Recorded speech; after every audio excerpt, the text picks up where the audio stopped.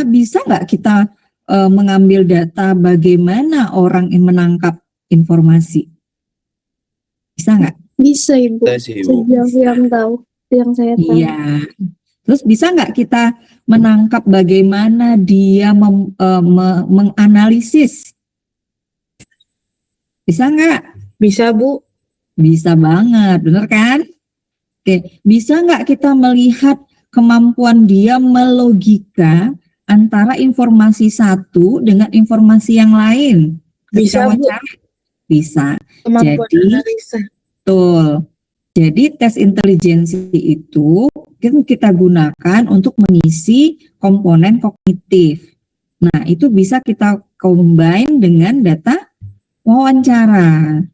Otomatis data wawancaranya teman-teman harus analisis dulu. Jadi semua tools itu sudah teman-teman scoring, teman-teman interpretasi sederhana. Observasi sudah teman-teman analisis, sudah ada datanya. Wawancara juga. Di latar apapun itu sama. OW itu latar apapun sama teman-teman. Benar kan? Kita jadi tahu kan bagaimana dia. Kalau kita tarik misalnya ke latar klinis gitu ya, kita kan jadi tahu tuh alur pikir dia lompat-lompat apa enggak. Benar enggak? Runtut apa enggak?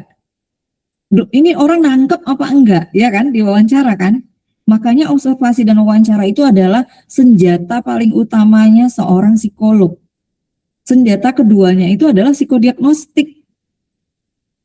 Gitu. Jadi kalau psikolog tuh nggak jago wawancara, nggak jago ngobservasi gitu ya, nggak cermat ngobservasi, itu pasti sulit. Nah, sekarang untuk potensi kognitif sudah bisa ya.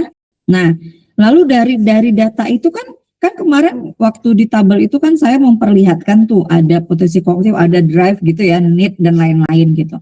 Nah, apakah potensi-potensi kognitif itu bisa diungkap oleh psikotes kepribadian?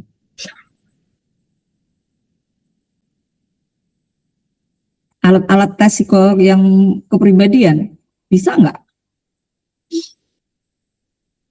Kemampuan analisis, kemampuan melogika, kemampuan menangkap, kemampuan memecahkan masalah. Bisa nggak alat psikodiagnostik kepribadian, baik projektif maupun non-projektif, mengungkap itu? Menurut teman-teman gimana?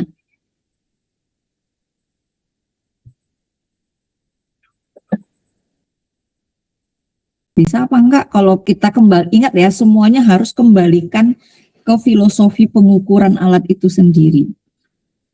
Kamu bang hidupin lampu, tapi like jadi gelap. Sebenarnya kalau secara filosofi itu nggak bisa.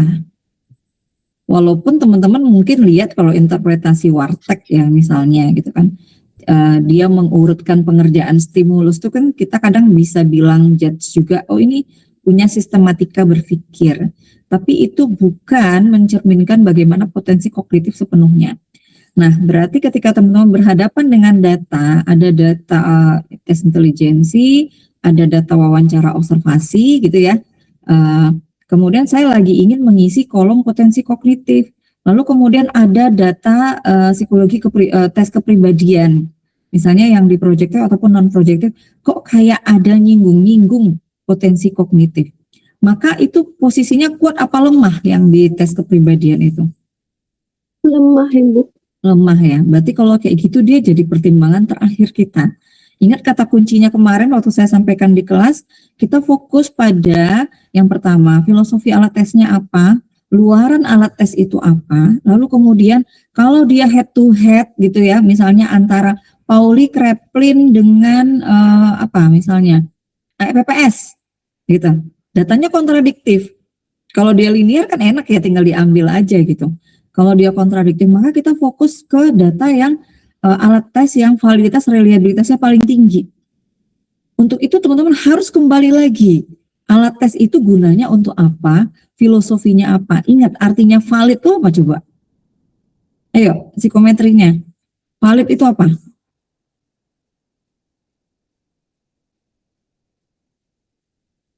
Apa coba? Valid apa? Waduh, ini basic psikologi loh guys. Ibu, izin menjawab Ibu. Iya. Sesuai dengan apa yang mau diukur Ibu. Iya, betul. Valid itu kan sesuai. Misalnya informasinya valid. gitu kan? Benar Iya, nggak? Datanya valid, berarti datanya sesuai. sesuai. Kalau bahasa psikometrinya mengukur apa yang seharusnya diukur. Jadi alat tes itu benar-benar mengukur sesuatu yang sesuai dengan tujuannya, sehingga luarannya, hasilnya itu sesuai dengan yang mau kita cari. Makanya salah satu penilaian dari ujian eksternal itu teman-teman adalah decision yang dilakukan seorang calon psikolog untuk memilih alat tes yang tepat. Itu valid. Lalu ada lagi namanya reliable, ingat nggak? Ingat Ibu, Nah, apa itu reliable? Coba, ayo. reliable itu artinya alat ukur tersebut dapat diandalkan Ibu. Betul. Kapan dia dapat diandalkan? Ketika apa? Kita mengatakan dia handal, terpercaya. Ketika R-nya nilai Nggak usah pakai angkanya. Oh, Maknanya aja. Ketika apa kita katakan sebuah tools pengukuran itu handal. Kalau dia konsisten, Bu. Betul, bagus. Dia konsisten.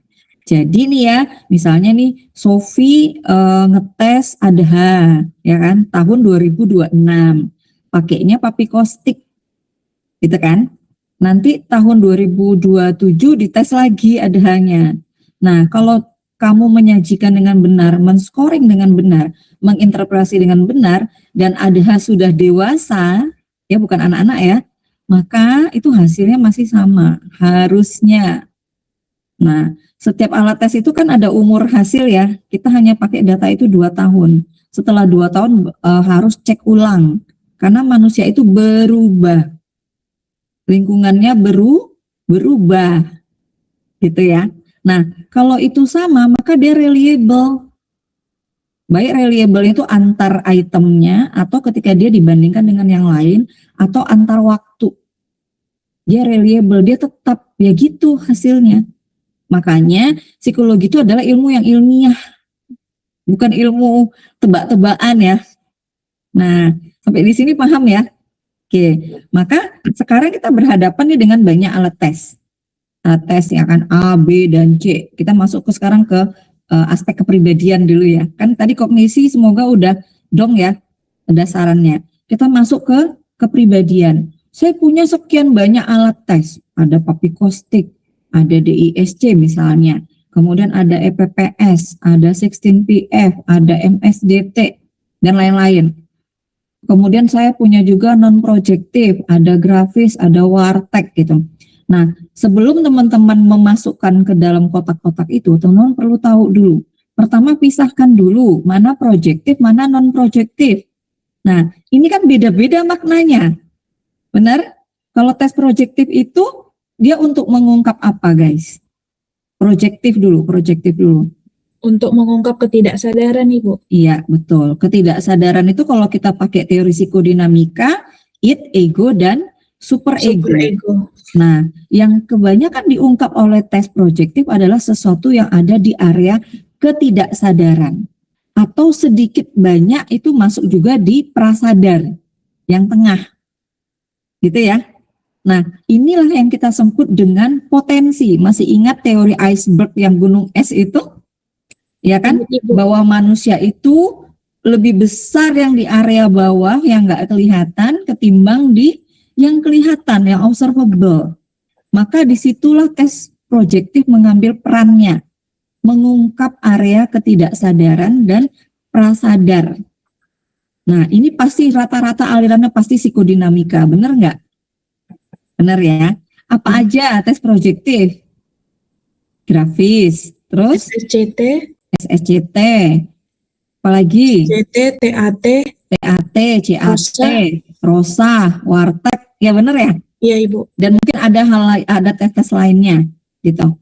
Nah, gimana cara kita mengungkap tes yang projektif itu? Subjeknya kita beri stimulus, stimulusnya ambigu, sehingga memungkinkan orang itu merespon stimulus itu secara unik, sesuai dengan keadaan dirinya.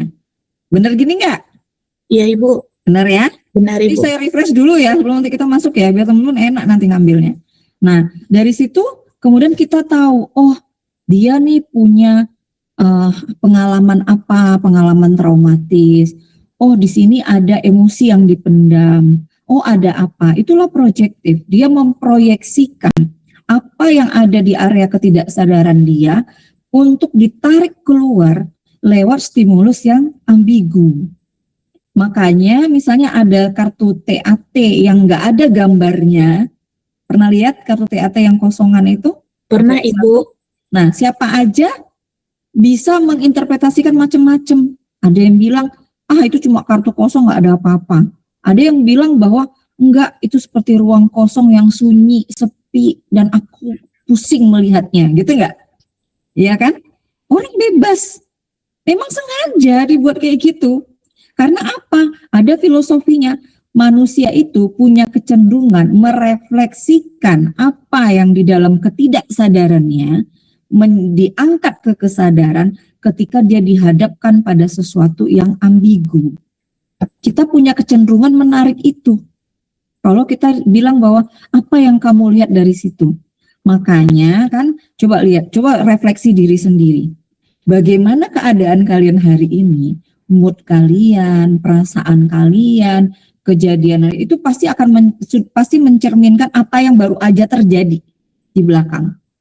Misalnya nih saya agak jengkel sebenarnya hari ini, gara-gara orang parkir depan pagar saya. Itu kalau misalnya ada sedikit aja orang yang triggerik gitu ya, ini pada nggak punya adab, pasti langsung gitu. Jadi ketika tes tes projektif itu diberikan, itu membuat orang kemudian tergiring untuk menceritakan sesuatu, menyampaikan sesuatu sesuai dengan kondisi kejiwaannya pada saat itu. Itu projektif. Nah, otomatis kalau tesnya itu kepribadian projektif, maka yang diungkapkan bisa banyak ya. Benar nggak? Kita jadi tahu kan apa yang dia cari dalam hidup ini. Apa motifnya, apa motivasi dia, apa emosi-emosi yang terpendam di dalam dirinya. Benar nggak? Apa tema-tema yang selalu dia bahas di situ. Cari benang merahnya. Di TAT, CAT benang merah dia apa? Di apa lagi? Di grafis benang merahnya apa? Jadi teman-teman perlu cari benang merahnya apa? Ya benang merah need, benang merah motivasi, benang merah emosi, benang merah dorongan. Di tes-tes projektif itu. Dia paling dominan bicara apa? Gitu. Misalnya ada orang hampir semua alat tes TAT, CAT itu pasti akan bicara mengenai konsep misalnya keseimbangan. Dikit-dikit keseimbangan. Aku tuh mencoba ya semuanya balance. Aku tuh nggak tahu ya kenapa aku udah mencoba begini tuh tetap aja aku nggak bisa bikin semuanya teratur. Kalau teman-teman cermat dan kritis, teman-teman akan ketemu benang merahnya. Dia lagi bicara apa sih gitu loh. Nah, oleh karena itu bacanya kalau lagi kita mau bikin HPP itu teman-teman tuh baca penghayatan, bukan dibaca perintilan. Jadi bukan dibaca kartu ini mengungkap ini enggak. Buatlah itu seolah teman-teman lagi baca fiksi, baca novel tentang orang itu. Lalu teman-teman simpulkan. Ini orang lagi bicara apa sih? Apa sih yang ada dalam pikiran dia? Emosi apa yang dia tunjukkan gitu? Emosi apa yang tengah dia tampilkan? Apa yang dia kejar dalam hidup ini? Apa yang bikin dia kecewa? Kenapa dia marah? Gitu. Jadi nggak perlu harus pakai buku. Pakai bukunya itu udah selesai tadi waktu kita nginterpretasi setiap alatnya. Habis itu kita baca dia. Ini orang lagi cerita apa ya gitu. Lalu disesuaikan dengan tesnya itu. Tesnya cuma mengungkap sampai mana. Jangan kemudian kita overjudge gitu ya. Maksudnya alatnya itu ingat tadi ya, dia projektif ya kan. Thematic apperception test TAT. Berarti bagaimana dia mempersepsikan kartu-kartu itu. Rosa itu bercak tinta yang ditetes, diplek gitu ya, kemudian dibuka, kemudian diliatin. Ya kan, lalu dia ngerespon. Dari respon cerita dia kita bisa tahu emosi dia gimana, dia orang bla bla bla bla gitu kan ya. Nah, itu cari juga benang merahnya. Jadi benang merah di TAT, benang merah di CAT. lalu di Rosa. Lalu kemudian saya buka lagi sekarang grafis. Grafis ada 3, baum, pohon, benar? Kemudian orang, lalu orang, rumah, dan pohon, ya kan? Nah, 3 ini teman-teman juga perlu tahu nih filosofikalnya. Kalau misalnya gambar orang, ya kan, itu biasanya untuk melihat bagaimana dia ideal self dengan true self-nya dia. Makanya yang dia gambar itu kan instruksinya apa? Gambarlah orang, gitu aja kan? Gambarlah orang. Sisanya kan terserah dia kan mau merefleksikan apa. Apakah itu true self-nya? Apakah itu ideal self-nya? Teman-teman kemudian kan mulai tuh menginterpretasi tangan lah apa bla bla bla ya ini gini-gini itu teman-teman tulis tuh kan perintilannya.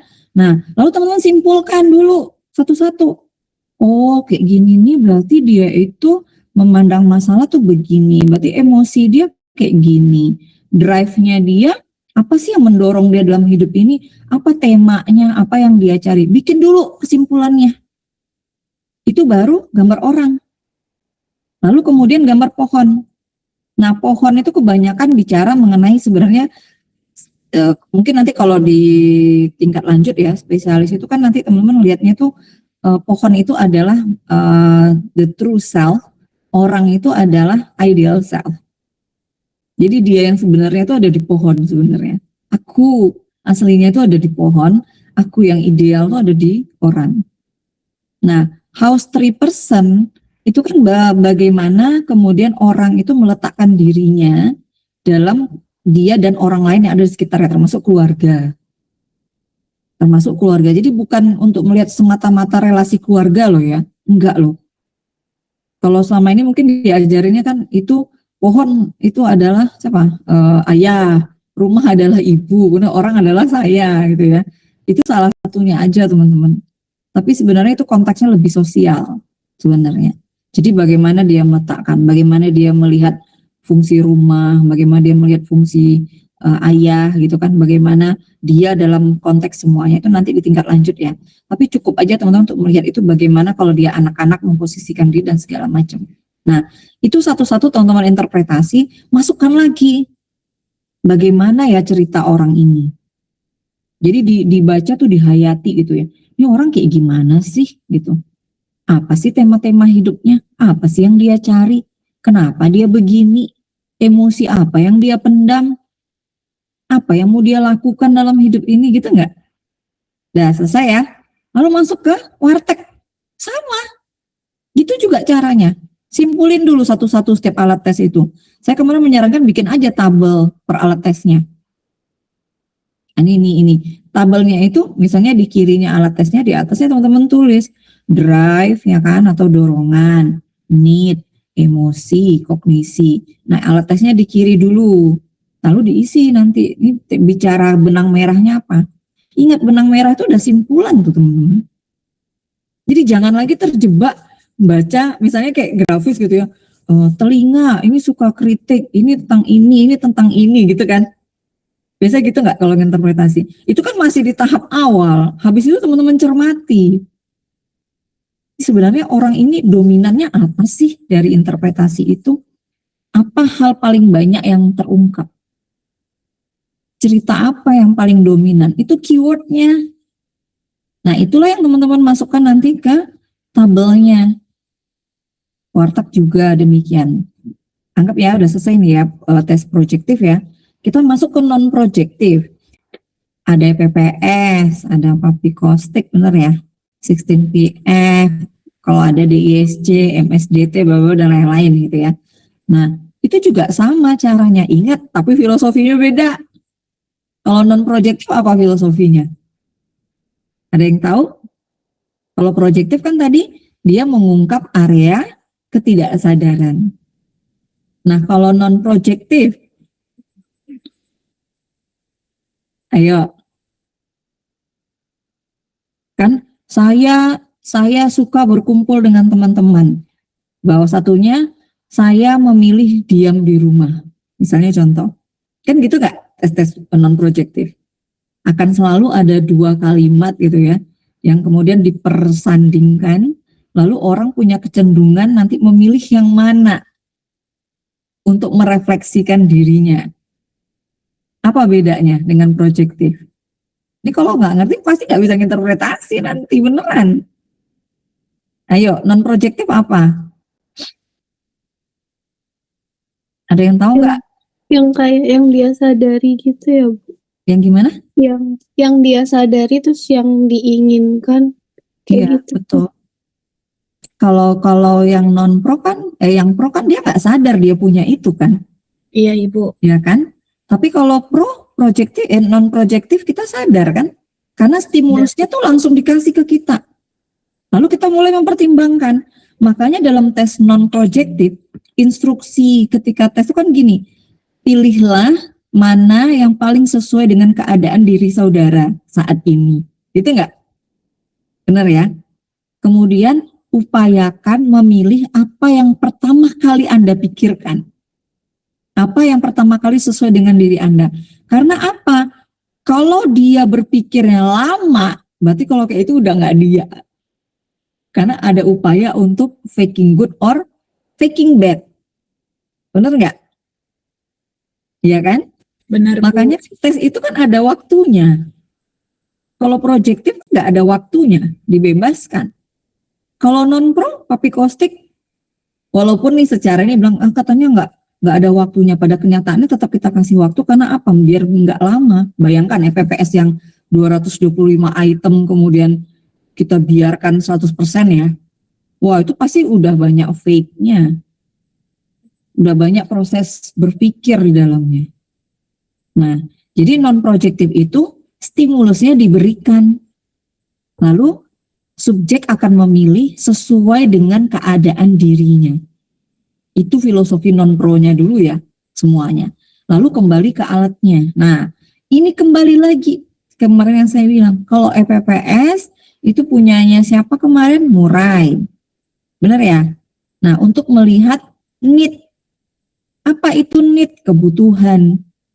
Apa yang dia cari, apa yang dia butuhkan, apa yang dia perjuangkan dalam hidupnya. Makanya ada need for achievement, need for affiliation, need for apa lagi misalnya kan banyak ya, order, endurance, agresif, bla bla bla bla gitu ya. Apa yang dia butuhkan. Nah, kan itu ada skor-skornya. Ya kan? Ada skor-skornya. Lalu kemudian kita bisa lihat nih tinggi, sedang, rendah. Ya udah dari need itu kan teman-teman baca semua, benang merahnya di mana? Apa yang dominan dari kebutuhan itu yang dia cari? Bu, untuk tahu dominan itu apa perlu kita lihat angkanya? Ya harus. Mana angka yang paling nampak mencolok oleh kita? Ingat ya, di EPPS itu tinggi itu bukan berarti paling bagus loh ya. Justru kalau dia terlalu tinggi dia terdistorsi need-nya. Bahasa kalau kalian tuh dia tuh delulu gitu loh, halu doang. Cuma nyari aja, cuma pengen segitunya, tapi nggak kayak gitu gitu. Nah, kan kalau dalam sekolah kan ada kurva normal kan ya. Jadi kalau misalnya orang yang normal kan ada di tengah lonceng kebalik itu. Ya kan? Kalau dia di kiri kan berarti terlalu rendah, kalau dia di kanan berarti kan dia terlalu tinggi. Nah, orang normal itu kan skornya di, kalau nggak salah saya tuh ya, di 50-an sampai dengan 70-an. Itu normal, berarti need-nya, kebutuhannya dia itu tidak terdistorsi.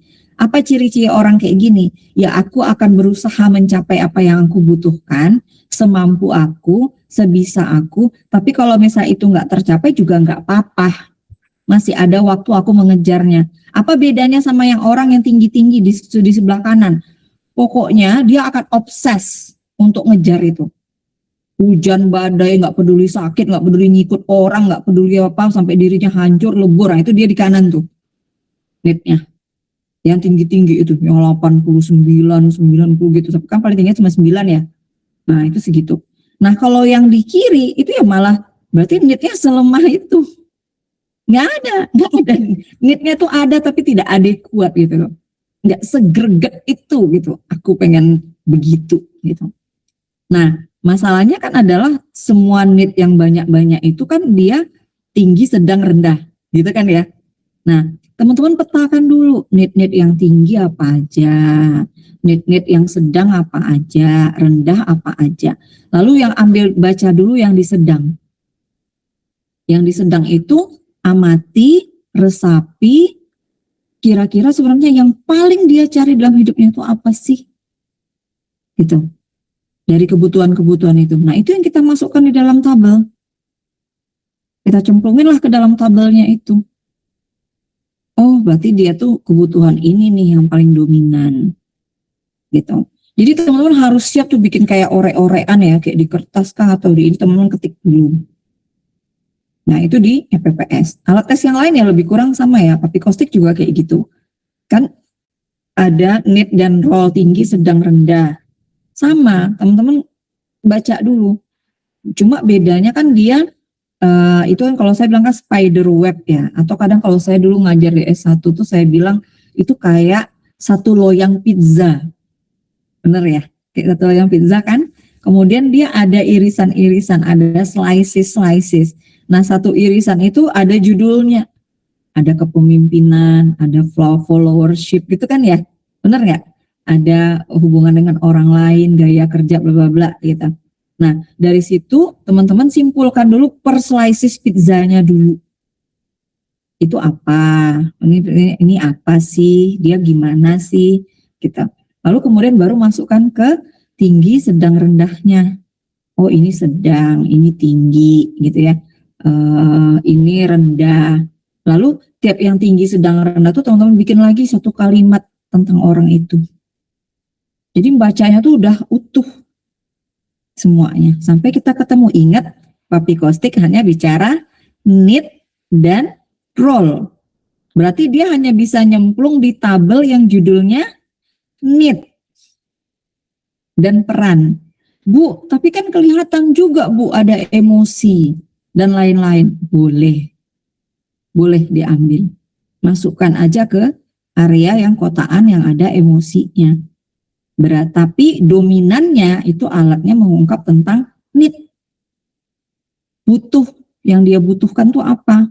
Lalu bagaimana peran dia ketika dia diberi peran itu, maka dia butuhnya gimana? Kan satu slices pizzanya itu kan ada need, ada role. Iya kan?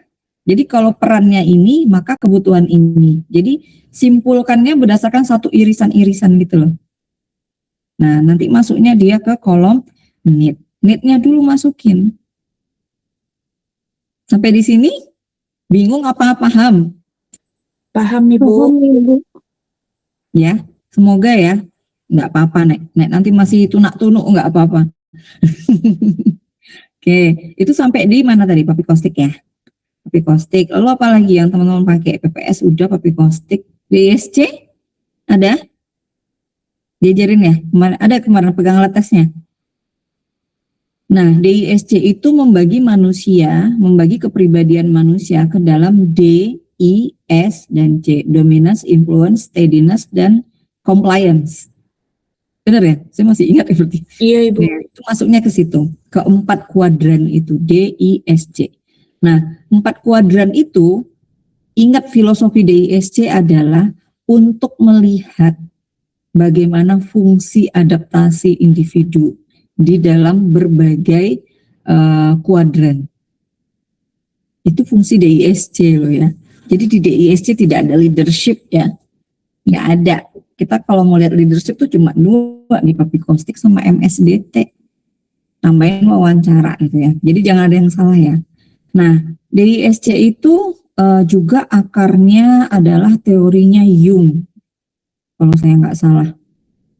Nanti kalau ketemu ya koreksi ya. Setahu saya ke Jung. Nah, dari DISC itu manusia kan dibagi dalam 4 kuadran itu tadi, DISC. Lalu kemudian ada tabel, ada kayak apa sih grafik ya, kotak-kotak ada 4. Nah, di kotak itu kan nanti ada aku melihat diriku sendiri, kemudian aku di mata orang lain, dan aku dalam kondisi tertekan.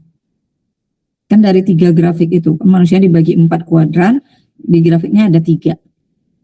Kemarin sampai ke situ nggak bacanya? Kalau boleh Sampai Bu. sampai kan ya? Ya, gitu. Jadi dari situ teman-teman tinggal lihat. Ingat filosofinya kan adalah DISC untuk melihat kemampuan adaptasi. Adaptasi individu terhadap lingkungan. Itu filosofinya DISC. Jadi bagaimana dia menempatkan dirinya di dalam lingkungan. Bagaimana aku dilihat dan dinilai oleh orang lain. Bagaimana aku dilihat dan dinilai menurut diriku sendiri. Dan bagaimana aku ketika berada dalam tekanan. Coba rasakan kalau ini adalah diri saya sendiri, dirimu sendiri. Kalian ngerasa kalau kalian itu orang yang selalu sama nggak menampilkan diri? Enggak kan? Kita bisa tiba-tiba kaget kan lihat diri kita. Ternyata aku bisa gila juga ya. Kalau bahasa Gen Z itu kan, aku ada psycho-psychonya juga nih ternyata. Ini, aku ada gila-gilanya juga nih ternyata gitu kan ya. That's why kepribadian itu mirip dengan bawang. Lapisannya banyak, layernya banyak gitu loh. Jadi nggak ada satu pola untuk mendefine seluruh kepribadian gitu. Nah, maka DISC membantu kita. Apakah ketika aku melihat diriku, aku tuh D kah? Aku dominan kah? Aku influence kah? Aku steadiness kah? Atau compliance? Atau klien itu gimana? Kan DISC gitu kan? Nah, itu aku melihat diriku. Lalu masuk yang ke grafik yang kedua, yang kanannya. Aku dilihat dan dinilai oleh orang lain dalam lingkungan. Makanya konteksnya adalah dalam lingkungan itu. Orang lain ngelihat aku gimana? Apakah aku dominan? Apakah aku influence? Apakah aku steadiness atau aku compliance? Kalau misalnya antara grafik 1 dan grafik 2 itu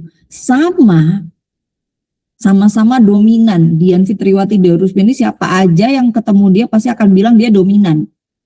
Gitu. Aku pun merasa aku dominan, misal ya. Berarti dia match. Ya kan? Antara aku ngelihat diriku dan orang ngelihat aku sama. Tapi bisa nggak beda? Bisa banget kan? Kamu menilai diri kamu tuh orangnya steadiness. Kamu agak susah berubah. Tapi kata teman-temanmu enggak loh. Kamu tuh orangnya tuh ini banget loh, influencer banget, influence banget orangnya. Kamu nggak se-strict itu. Berarti dia nggak sama ketika dia dengan dirinya dan ketika dia membawa dirinya keluar. Karena orang lain jadi nggak sama nilainya. Dan itu normal aja ya untuk semua orang ya. Tergantung peran, tergantung lingkungan, tergantung situasi. Tapi biasanya ingat kata Jung, self itu stabil di usia 35 tahun ke atas. Jadi kalau setelah usia 35 itu seharusnya itu kalau dites ulang DISC dia udah sama tuh semua. Tiga-tiganya itu. Tapi apakah semua manusia mencapai kematangan dalam 35 sampai 40 tahun? That's why dalam Islam dikatakan bahwa titik puncak dari kematangan seorang manusia itu kan adalah 40. Kalau 40 dia belum matang, something wrong with you, gitu loh. Jadi sebenarnya Islam sendiri sudah mengetahui itu sejak lama, gitu ya. Cuma ahli-ahli psikologi itu baru belakangan aja sebenarnya, gitu. Oke, sampai sini. Semoga bisa ditangkap ya, refreshing sedikit ini. Nah, lalu kita masuk grafik yang ketiga, gambar yang ketiga. Di sebelahnya lagi. Itu adalah aku ketika aku dalam tekanan. Ingat, tidak semua orang menjadi sama ketika dia dihadapkan pada masalah, pada konflik, pada stres, pada tekanan. Benar nggak?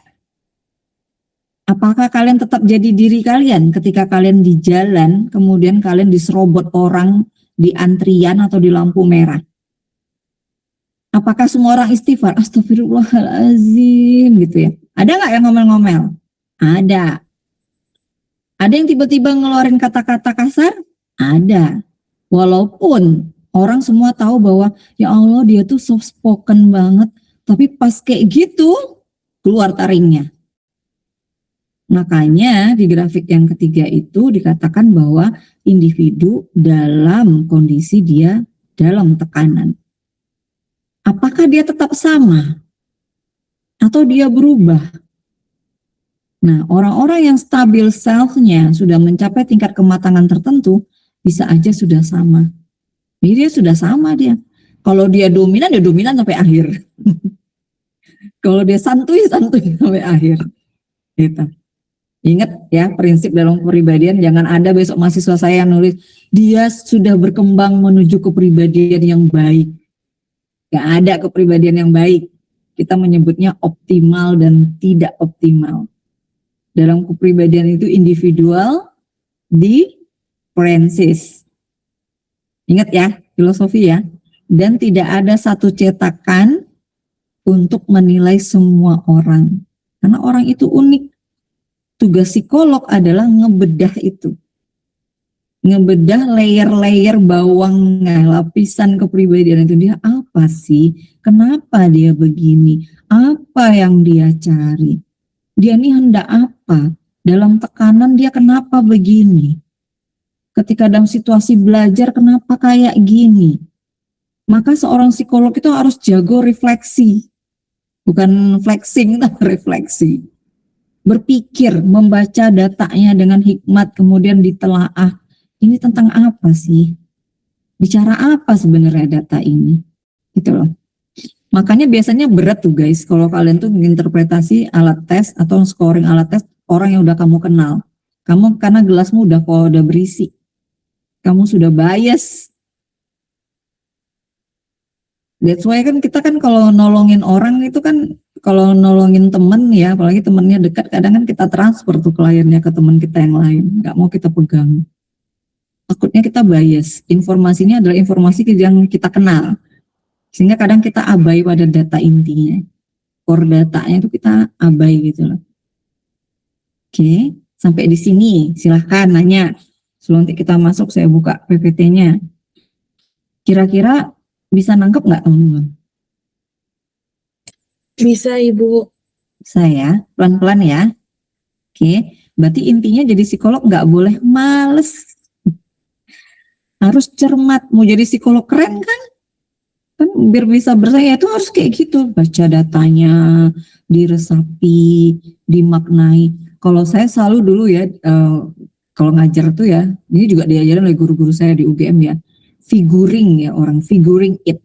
Figuring orang itu dalam kepala kalian. Buat dia hidup dalam kepala kalian ketika membaca datanya. Jadi kalau mungkin karena saya itu kan suka baca fiksi ya. Jadi untuk ketika membaca kayak itu kayak langsung cok gitu ya. Oh ini tuh sebenarnya kayak gini nih gambarannya yang dia cari ini. Jadi figuring it, make it vivid buat dia hidup di dalam kepala kalian. Lalu Bu, gimana caranya biar nggak lupa? Segera tuliskan. Saya memaknai yang bersangkutan itu begini. Itu membantu kalian nanti bikin HPP. Gitu caranya. Tapi ingat ya, kita di drive oleh data. Makanya jadi berat ketika megang data temennya akrab lagi. Itu biasanya udah kecampur karena apa? Udah kenal. Gitu. Saya sebenarnya sangat menghindari ya kalau konseling resmi nih pegang orang yang saya kenal. Saya transfer. Tapi kalau dia bilang aku numpang curcol ya, itu saya layanin karena itu bukan konseling. Susah sih. Makanya psikolog kan juga jarang kan menangani keluarganya sendiri kan. Dokter juga nggak boleh kan ngoperasi keluarganya sendiri sebenarnya loh ya. Hakim tidak boleh menyidang keluarganya sendiri atau orang yang dia kenal. Karena apa? Kita punya kecenderungan confirmation bias. Bias konfirmasi karena kita kenal, karena kita sudah tahu, karena kita berpihak. Nah itu bikin kita nggak jernih ngelihat datanya. Itu ya. Ini sedikit masukan aja sih buat teman-teman. In case nggak ada yang ngasih tahu kalian ya. Oke, sampai di situ ya. Lalu saya lanjutkan nih ya. Kita masih punya lagi nih data yang lain. Oh data-data mengenai perkembangan anak. Data apa lagi? Oh masih ada nih data Pauli Kraepelin, itu sama juga. Ingat filosofinya Pauli Kraepelin itu kan adalah tes kepribadian non-projektif yang stimulusnya adalah contoh kerja. Sehingga data itu nanti luarannya adalah bagaimana gambaran kepribadian individu dalam konteks kerja. Karena stimulusnya adalah stimulus kerja. Misalnya contoh, deretan angka-angka yang itu paling tinggi adalah angka 9, itu sebenarnya semuanya penjumlahan sederhana. Selama dia lulus SD, dia pasti bisa. Pasti bisa jumlahin. 9 tambah 9 berarti kan paling tinggi ya. Cuma caranya aja beda. Ingat stimulusnya adalah angka sederhana, angka tertingginya adalah 9, angka terendahnya adalah 0. Lalu kemudian dia harus dijumlahkan, entah satunya dari atas ke bawah, entah satunya dari bawah ke atas. Entah yang satunya menulisnya satu angka saja, entah yang satunya menuliskan 2 angka saja. Tapi overall stimulusnya sama. Ini kalau kita bawa ke dalam konteks kerja, teman-teman nanti kerja, lalu kemudian atasan teman-teman bilang, ini kerjaanmu hari ini. Maka stimulus angka itu adalah tugas. Benar nggak? Ya kan, tugas yang harus dieksekusi. Untuk mengeksekusi tugas itu, no, kamu nggak bisa kerjakan sembarangan, ada aturannya. Yang pertama, kalau saya bilang pindah atau geser, saudara pindah. Apakah kita kerja ada SOP? Ada ya? Ada waktu, ada deadline, ada. Itulah dia. Oh, nanti ada perintah garis, ada perintah pindah, ada perintah geser. Gitu kan ya? Lalu kemudian bekerjalah secepat-cepatnya. Ada deadline kan kalau kerja? Kalau bisa selesaikan tugas ini jam 12 siang sampai ke saya. Sama guys. Sama dia. Gitu. Lalu apa lagi aturannya? Kalau kertasnya habis, tunjuk tangan, kemudian akan diganti. Kalau di Pauli ya, kalau dikerepin kan enggak. Dikerepin. Kemudian waktunya untuk semua orang sama apa enggak? Sama. Mulainya sama, selesainya sama. Tapi apakah semua orang mampu menyelesaikan dengan hasil yang sama? Tidak. Apa yang bermain di situ? Sama-sama dikasih start kerjaan jam 8. Deadline jam 12 siang. Ada yang selesai, ada yang enggak. Apa yang ngaruh di situ? Coba, ayo kita kritisi. Apa yang bikin kerjaan itu jadi enggak selesai sama? Yuk jawab aja nggak apa-apa. Ketahanannya dia, Bu. Kenapa? Ketahanan saat mengerjakan tugasnya, terus emosinya dia. Emosinya. Kadang kan kita bete kan ya? Benar nggak? Kadang bosan nggak sih? Itu lagi gitu. Kan stimulusnya sama dan terus-menerus dan rutin. Ya kan? Ada orang yang bertahan dalam rutinitas, dia konsisten gitu ya, sampai selesai. Ada yang gini dulu, gitu nggak? Nah, berarti kalau gitu apa itu? Kepribadian bukan? Ya nggak? Iya, Bu. Dia orang yang kayak apa? Target oriented kah? Santai kah? Orientasi goals kah? Lalu juga bermain ya dalam tes itu tuh adalah ketahanan fisik ya. Ketahanan fokus. Kalau tangannya dia gangguan saraf, tremor ya janganlah dikasih tes itu. Itu namanya kita jahat. Kakek-kakek, bapak-bapak udah tua gitu ya. Ini saya nih mungkin nggak tahu nih tergolong tua apa enggak gitu. 45-an ke atas gitu. Suruh ngerjain Pauli. Cemen banget maksudnya gini loh. Ya ampun kok masih jauh segini masih disuruh ngerjain tes itu tuh nggak layak gitu loh. Makanya tes-tes itu kan banyak diberikan pada level-level bawah kan. Nah, Pauli punya keistimewaan teman-teman. Dia juga punya kemampuan mengeluarkan hasil clinical proven. Dia bisa mendeteksi orang pakai narkoba apa enggak. Dia lagi sakau apa enggak. Itu bisa hasilnya. Tapi ini interpretasi lanjut ya. Ini FYI aja buat kalian. Gitu. Saya dulu pernah punya mahasiswa di UAD itu ya. Itu ngambil mata kuliah Krepen Pauli itu sampai 3 kali dan selalu di kelas saya. selalu di kelas saya ngambilnya, dan selalu duduk di depan. Saya tuh sampai akhirnya sampai di titik kasihan gitu ya. Kenapa ya anak ini tuh nggak pernah bisa lolos dari mata kuliah Krepin dan Pauli itu ya pada saat itu. Saya bingung gitu loh. Lalu padahal dia tuh selalu datang, nggak pernah bolos. Tapi nilai praktikumnya selalu anjlok. Karena kan di situ kan dia mengerjakan sendiri kan. Mengerjakan sendiri sehingga nggak bisa achieve terus. Akhirnya saya minta data itu ke lab, saya lihat. Walah, kemudian saya briefing semua semua asisten praktikum pada saat itu. Mungkin itu yang abai saya briefing ya, bahwa ada kondisi khusus di mana orang nggak bisa menyelesaikan tes itu. Lalu saya panggil anaknya, ternyata dia tuh pernah kejang waktu kecil. Jadi dia tuh kayak ada epilepsinya sedikit. Itu nggak bisa guys. Maka sejak itu dia nggak dipakai ya data itu. Akhirnya dia yang ketiga baru. Nah disinilah pentingnya seorang psikolog itu yang itu kan nggak cuma ngelihat itu tapi something behind that gitu loh. Ada apa ya sebenarnya gitu. Kenapa harusnya orang normal bisa achieve, dia enggak? Berarti kan ada sesuatu. Nah makanya tes Krepin Pauli itu bukan semata-mata tes pola kerja gitu ya, enggak, itu salah. Itu sebenarnya tes kepribadian yang stimulusnya mirip dengan stimulus pekerjaan gitu. Nah berarti dari situ apa yang bisa kita ambil dari dua tes itu? Kita jadi tahu nggak bagaimana ketahanan orang, ya nggak? Bagaimana kemampuan dia mengontrol diri dan mengontrol emosi.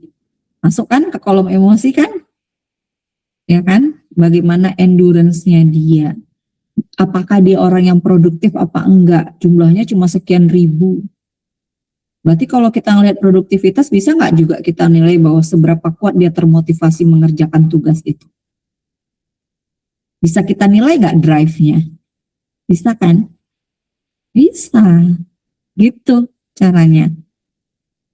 Jadi teman-teman itu ngelihat data itu tuh kudu apa ya? Kudu duduk gitu ya, dimaknai, diresapi. Ini apa sih, alat tes ini tuh bicara apa, luarannya apa, lalu gambaran tentang orang ini apa. Simpangan itu kan bicara emosi kan. Titik puncak itu berusaha bicara tentang titik lelahnya orang. Berarti titik lelahnya orang di Pauli itu kan bisa kita sebut juga dengan bagaimana endurance-nya dia di EPPS. Ngawininnya nanti ke situ, tapi mungkin nanti ini di tingkat lanjut ya. Nah itu bisa. Nah sudah nih semua alat tes sudah teman-teman baca, ya teman-teman deskripsikan, lalu mulailah teman-teman bisa lihat itu benang merahnya ada di mana. Kan selalu kalau kalian pindahkanlah ke tabel. Oke, saya buka ya tabelnya ya, saya refresh. Teman-teman bisa buka juga di laptopnya. Oh ya, ini kita cuma bisa sampai jam 10 ya, karena saya mau bimbingan guys. Kemarin itu sebenarnya saya mau ke kampus, tapi dosen saya tuh lama banget approve-nya bimbingannya. Jadi baru kemarin. Mana dia ini? Profesi.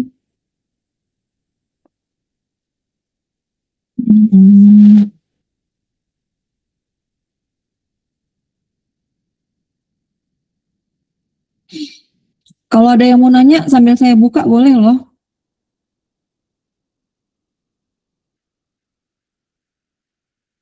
Mas Adha yang terakhir udah dibagi ke teman-teman ya Mas? Yang Udah. mana ya Bu? Yang saya kirim terakhir, yang saya telat ngirim tuh saya kirim ke kamu tuh saya bilang dibagi ya ke teman-temannya, udah. Oh, psikogram dan uraian dinamika psikologis Bu ya? Ya. Sudah ya Bu? Udah ya.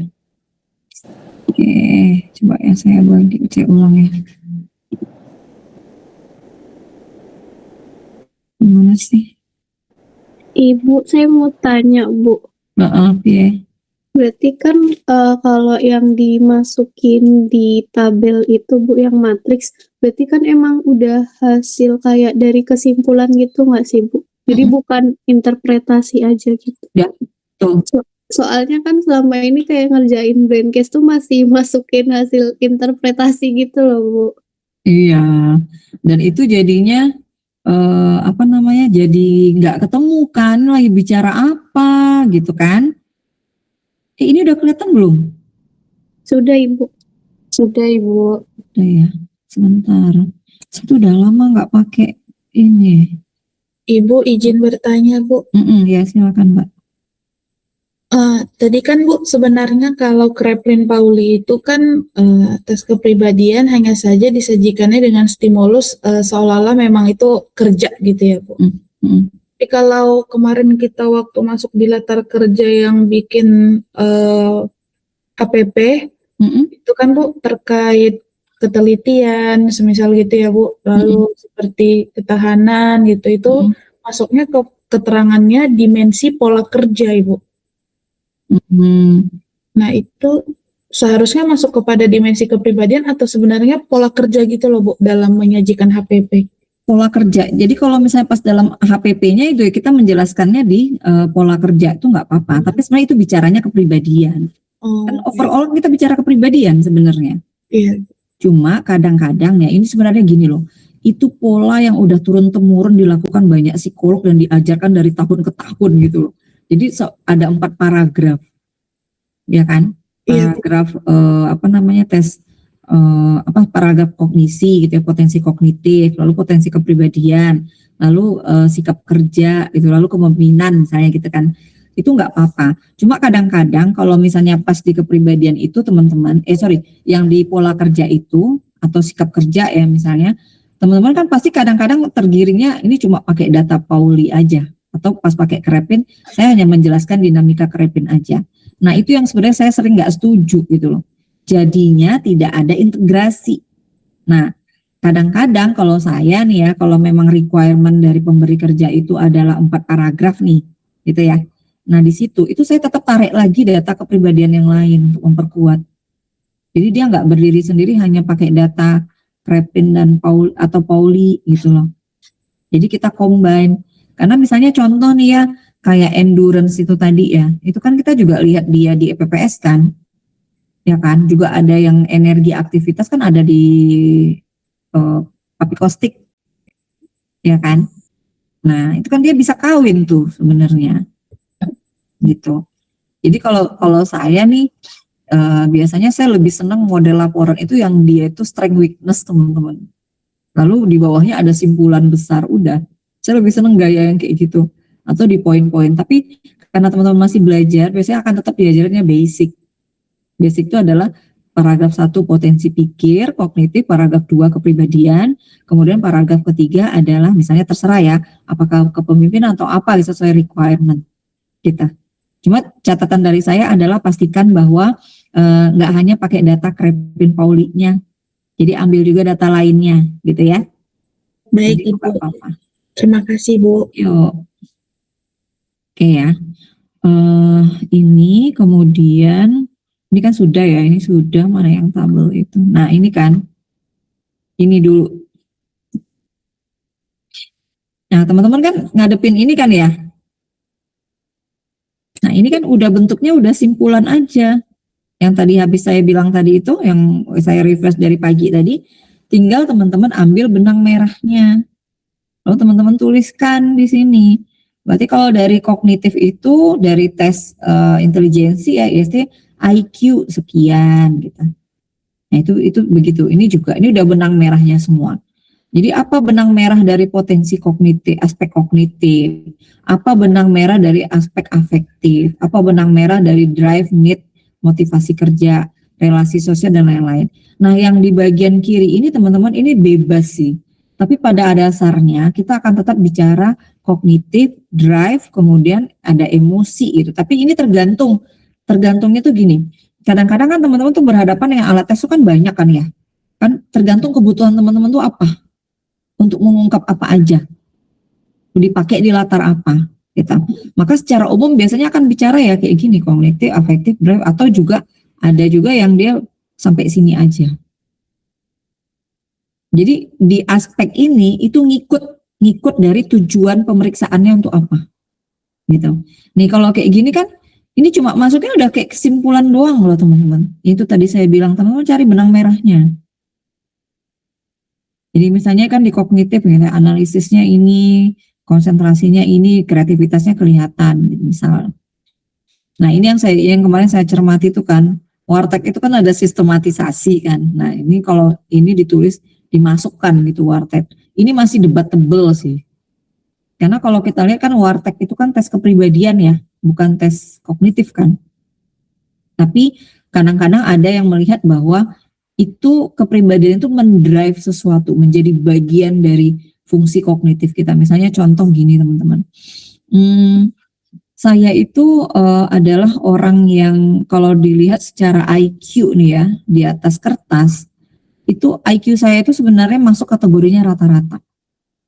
IQ saya, waktu tes, pakai tes apa ya, yang untuk jadi dosen itu kan ada tes khusus ya, yang dia udah yang paling tinggi. Dia setara tinggi. Nah IQ saya itu cuma rata-rata tuh kalau pakai tes itu.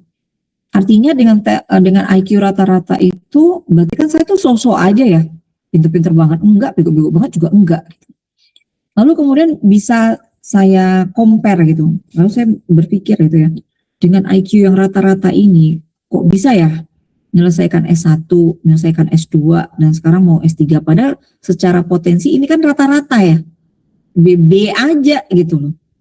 Tapi kenapa di setiap step itu saya selalu bisa lulus cum laude dengan rata-rata ini, si rata-rata ini. Berarti di mana yang bermain? Personality. Benar nggak? Kepribadian. Satu dalam diri saya yang selalu saya jaga diri itu begini.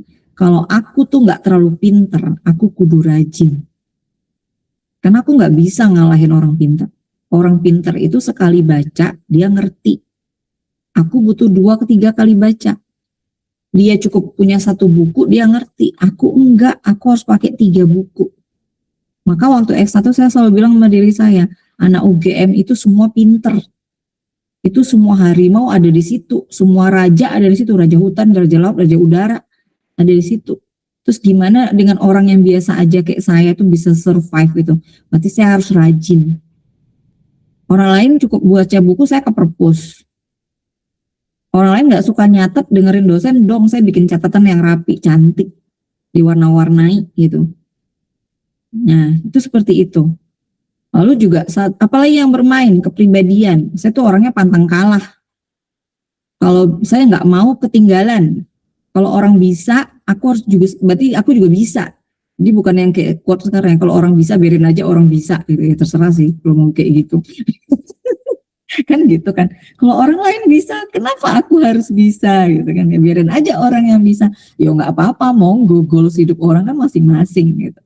Saya kalau pakai goals kayak gitu tamat riwayat saya di UGM. Jadi saya dulu kayak gitu. Saya orang lain udah bisa komputer zaman itu tuh saya les. Teman saya presentasi bahasa Inggris gitu ya. Kalau ada tugas-tugas tuh mereka presentasi bahasa Inggris. Cus gitu. Lama bahasa Inggris saya basic. Saya minta sama ibu saya mau les di LT waktu itu ya. Karena waktu itu LIA mahal. Saya minta di LT, conversation aja. Karena saya udah les di Pekanbaru dulu. Nah itu kan berarti kan playing role, personality playing that role gitu ya. Personality itu mengambil peran gitu ya. I'm not give up gitu. Ada yang saya upayakan. Nah, makanya saya tidak terlalu mempermasalahkan ini. Cuma kalau dikembalikan ke filosofinya, warteg tidak pernah mengeluarkan fungsi kognitif. Tapi kalau kita lihat pemaknaan lebih jauh bahwa sometimes our personality drive our kognitif ya. Jadi dia tuh kayak ngebus kognitifnya kita gitu loh. Tapi secara aktual angka dia cuma segitu gitu. Jadi kalau teman-teman merasa hanya jadi orang yang so aja gitu ya. Ya kalau saya dulu punya prinsip tuh waktu kuliah ya. Kalau saya nggak pintar, kalau saya kurang pintar berarti saya harus rajin. Nah kalau SMA saya punya quote hidup gini, kalau aku nggak cantik berarti harus pintar. Lalu SMA nggak cantik gitu loh. Yang cantik banyak anak-anak Pekanbaru, orang Melayu itu kan cantik, molek ya, pesole gitu ya, kaya gitu. Kalau aku nggak cantik, nggak kaya berarti harus kudu pinter. Jadi cari apapun yang bikin survive dalam hidup ini itu saya loh. Karena yang lain bebas ya. Orang kan punya preferensi masing-masing. Nah itu yang sekarang saya berpikir ya, saya bukan orang yang mudah menyerah sama keadaan dan keterbatasan gitu. Nah ini yang dibilang bahwa bisa aja kepribadian kita itu menjadi booster sehingga jadinya dia bisa jalan. Jadi ini debatable, monggo aja sih. Kalau nanti ada penguji yang tanya itu bisa pakai alasan yang saya sampaikan. Atau kalau teman-teman nggak pandai beretorika atau menganalisis seperti saya, keluarkan aja dari situ. Jadi bermain aman, nggak usah cemplungin, gitu ya. Nah, ini teman-teman bisa lihat kan di sini, dia afektif. Ini kan sudah benang merahnya semua. Dari sini nanti kita mudah tuh melihatnya. Misalnya setelah kita isi ke bawah, ini ya, IST ke bawah, Papi ke bawah, Pauli ini ya udah keisi semua aspek ini. Lalu kemudian kita baca ke kanan. Sekarang kita baca all aspek kognitif. Yang pertama, ini anggap ya ini ya, IQ-nya misalnya 100 misalnya ya. IQ-nya 100 atau kategorinya rata-rata gitu ya. Kemudian kemampuan analisisnya juga rata-rata, bahkan cenderung rendah, tapi konsentrasinya baik ya. Dia juga punya jiwa kreatif. Tapi di Warteg sebenarnya kurang kreatif. Kenapa dibilang kurang kreatif? Karena dia kerjanya sistematis gitu. Kemudian di DAP, nah ini juga debatable ya. Dia detail menggunakan rasio gitu. Ini sebenarnya paling nggak tepat sih juga gitu. Tapi monggo aja kalau bisa menyampaikan alasan itu. Tapi yang jelas Warteg sama DAP nggak pernah mengeluarkan fungsi kognitif. Nah, lalu kemudian kita bisa simpulkan bahwa subjek memiliki potensi kognitif pada kategori rata-rata, ia mampu menganalisis masalah yang sederhana, memiliki konsentrasi yang relatif baik, sehingga dia mampu apa?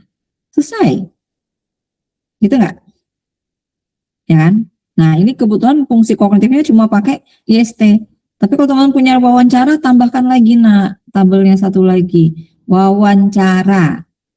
Nah, simpulkanlah hasil wawancara itu, tulis di sini. Berarti pas di pelaporannya ditulis lagi. Didasarkan pada data wawancara, subjek mampu menangkap informasi dengan baik, kemudian bisa memecahkan masalah ketika dihadapkan pada kasus-kasus apa kita. Ingat, wawancara dan observasi adalah konfirmatori data. Jadi data psikotes itu akan kita bawa ke wawancara.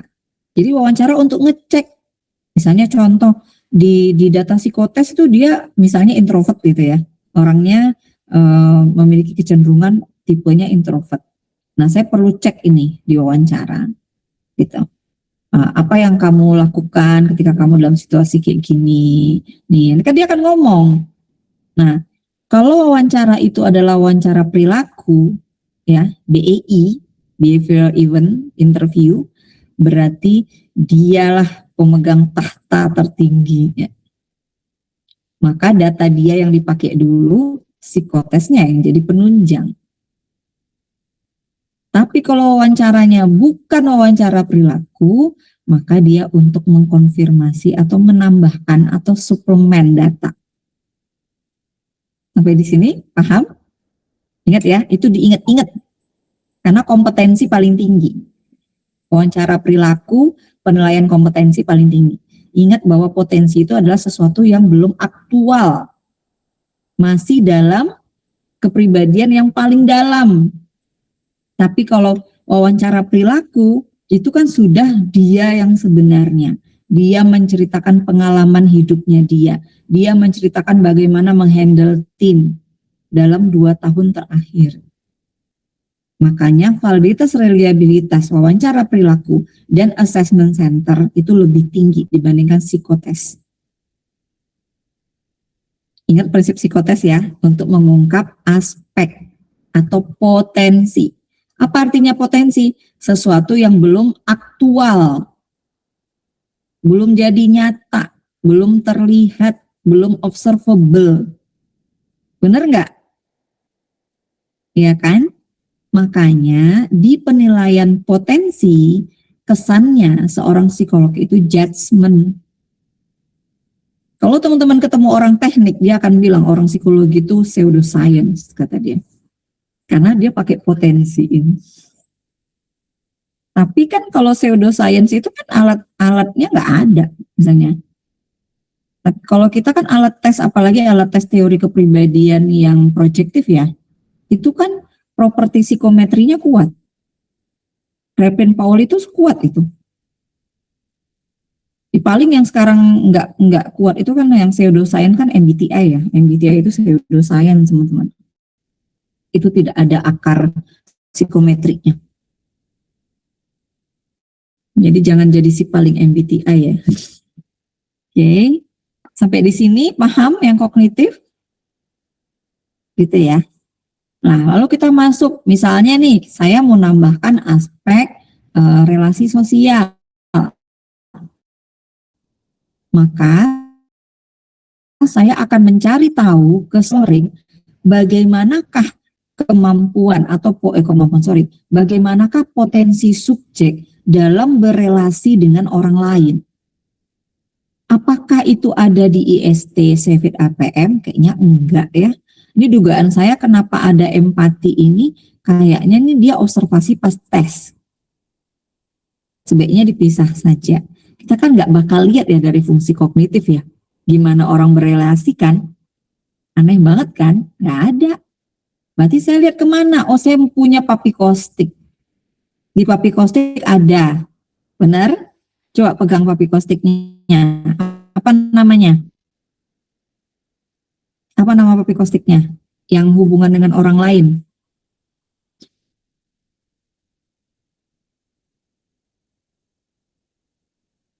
Ada yang tahu? Saya nggak pegang guys, ini nggak hafal saya. Yang di spider web. Apa namanya? Peran apa? Role apa atau need apa? Sebaiknya teman-teman memegang alat tes ya. Jadi kalau saya redirect kayak gini, teman-teman langsung bisa lihat. Nah, kita nggak lagi di kelas. Ada yang pegang? Papikostik?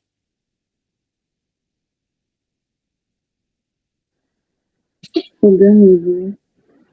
Iya, apa Mbak? Sikap sosial ya namanya ya. Iya Bu, perluasan lingkup sosial. Perluasan sikap sosial. Apa aja Mbak dalam pizzanya itu isinya Mbak? Kenapa Ibu? Di perluasan sikap sosial tuh ada yang lain nggak komponennya? Ada kebutuhan akan kedekatan yang efektif, kebutuhan untuk menjadi kebagian dan kelompok, sama kebutuhan yang diperhatikan. Iya. Nah, ingat ya, dia need kan? Berarti kebutuhan dia untuk dekat sama orang lain gimana? Kebutuhan dia untuk jadi bagian dari kelompok gimana? Diambil benang merahnya, cemplungkanlah dia ke sini. Jadi pura-puranya ya di sini ya. Oh, ternyata dia orang yang misalnya percaya diri gitu ya. Dia mau dekat dengan orang, mau membuka dirinya untuk pertemanan gitu kan ya. Tapi walaupun mau membuka diri, tapi dia nggak pengen jadi bagian kelompok. Dia ini senengnya solo. Misalnya datanya gitu ya. Kan bisa kan? Aku punya kebutuhan untuk berelasi, tapi aku nggak mau jadi bagian dari kelompok. Bisa nggak orang kayak gitu? Bisa banget kan? Iyalah, aku nggak mau terikat gitu. Cukup bergaul aja, tapi nggak mau main circle-circlean.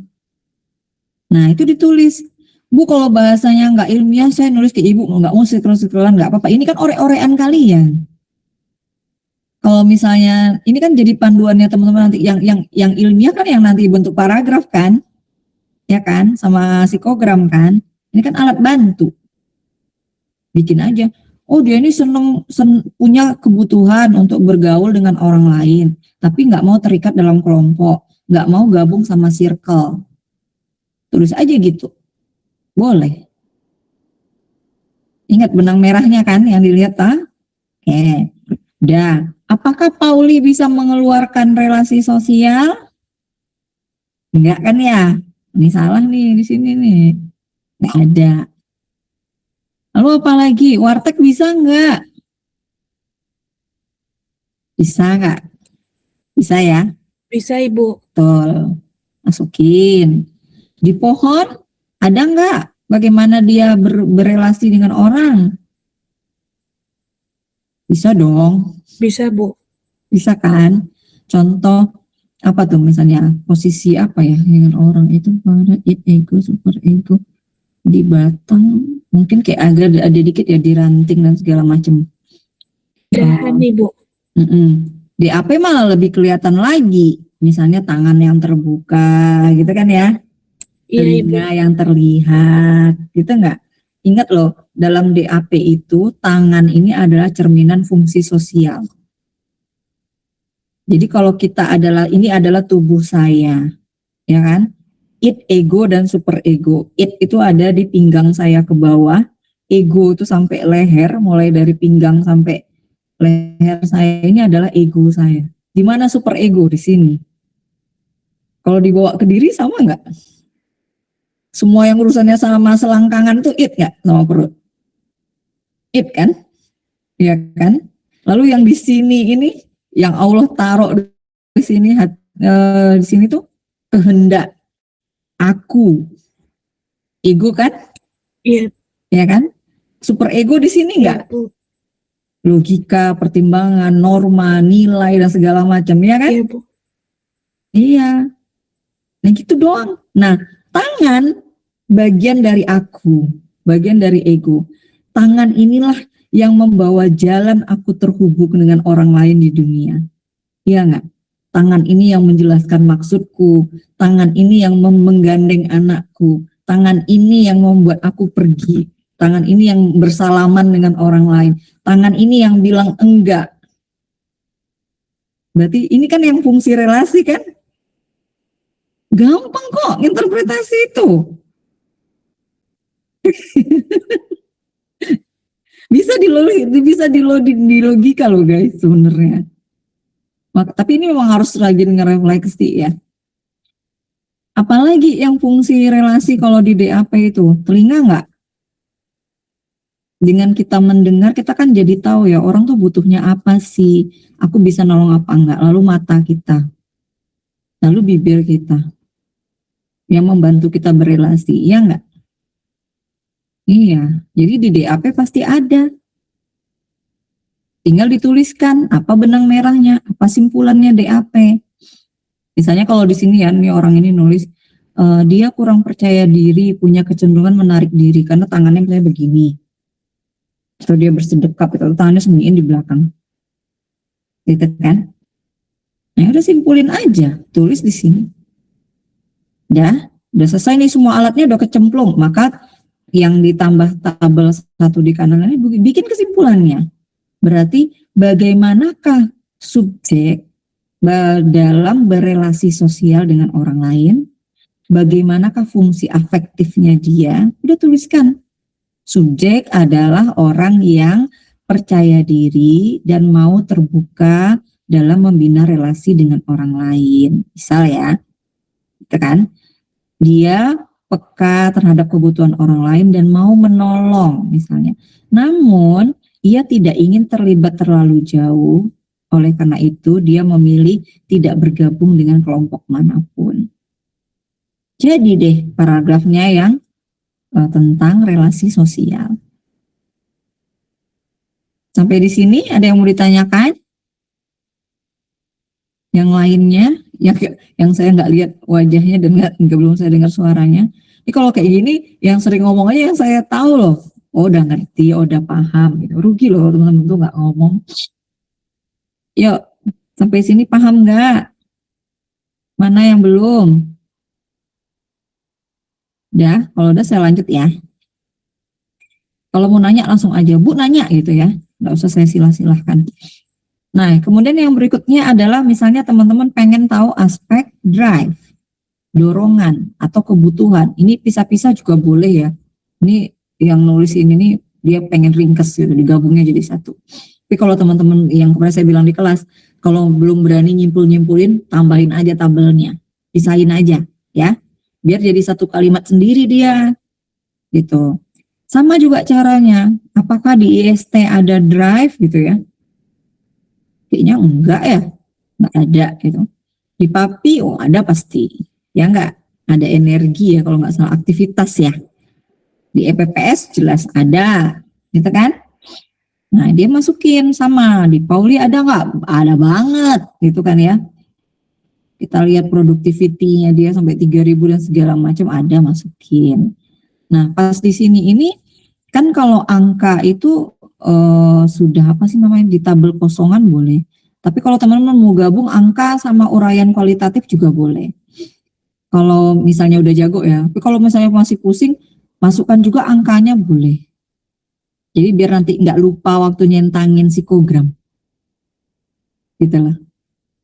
Kan psikogram kudu centang daripada bolak-balik kan, buka lagi alat tesnya, cempungin langsung aja angkanya. Di sini, taruh di sini sekalian.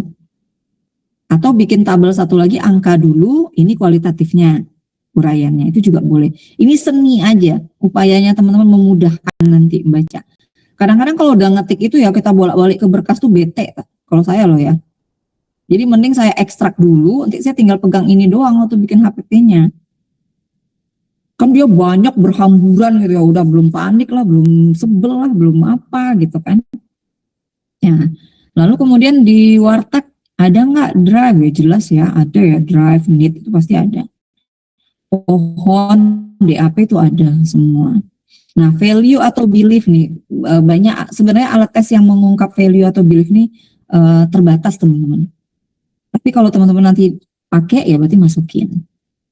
Tambahin tesnya apa gitu ya. Nah, bisa juga ini teman-teman tambahin data wawancara. Data wawancaranya dia.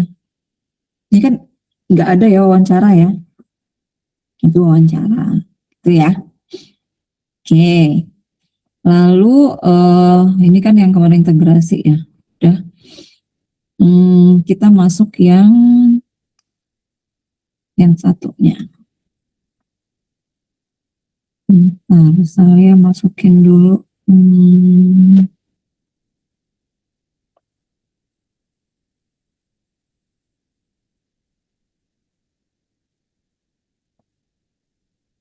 Gimana cara baginya tadi? Oh ya.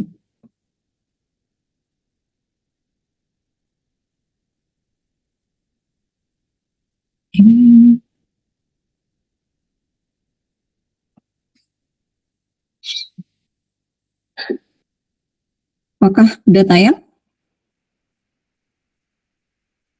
Sudah, Bu. Udah ya. Ini kan sudah saya bagi kan ya. Cuma memang di kelas kemarin enggak. Ini tadi sudah. Nah, ini sudah. Nah, tadi kan yang dari apa namanya? Dari yang tabel yang tadi kita akan siap-siap masuk ke psikogram. Gitu ya. Nah, untuk psikogram itu bentuknya banyak. Tapi biasanya pakemnya nggak jauh-jauh. Ini tergantung tujuan pemeriksaan, tergantung kebutuhan intinya. Baik kebutuhan dari lembaganya, dari orangnya, individunya gitu ya, dan kebutuhan teman-teman sendiri. Kan bisa aja kan teman-teman nanti terima klien, ya kan? Kan belum tahu dia gimana. Jadi teman-teman sendiri yang akan bikin itu isinya apa aja psikogramnya, itu bebas. Tapi pada umumnya psikogram itu ya gitu, ada fungsi kognitif, ada fungsi kepribadian ya, potensi kepribadian, ada potensi misalnya pola kerja, sikap kerja atau leadership. Rata-rata kayak gitu. Nah, kalau misalnya di laporan-laporan perkembangan anak nih ya, anak usia dini ya mungkin potensi kognitif, lalu potensi kepribadian yang dikaitkan dengan fungsi-fungsi tumbuh kembang. Atau di laporan-laporan pendidikan itu akan dikaitkan juga potensi kepribadian dia dengan potensi kognitif. Kemudian ditambah data misalnya ada gangguan belajar atau enggak dan segala macam. Jadi pada umumnya psikogram itu sama. Hanya tergantung tujuannya aja sehingga bentuknya bisa beragam. Yang penting teman-teman tahu secara prinsipil isinya harus ada apa, gitu ya.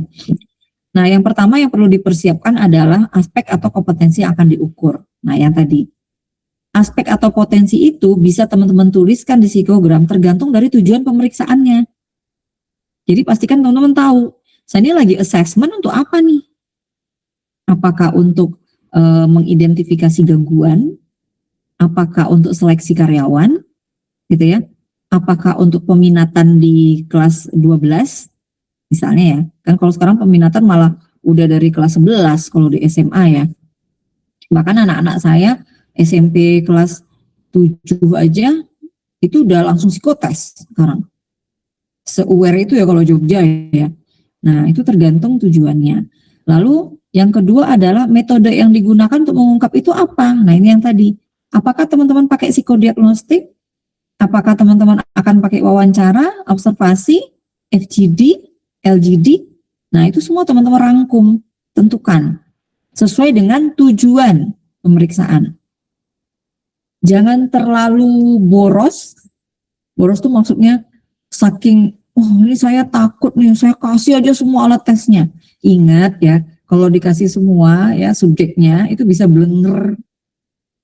Atau kalau enggak nih, kalau dari POV-nya kita yang berbisnis ya, rugi bandar kita, semua alat kita kasih gitu.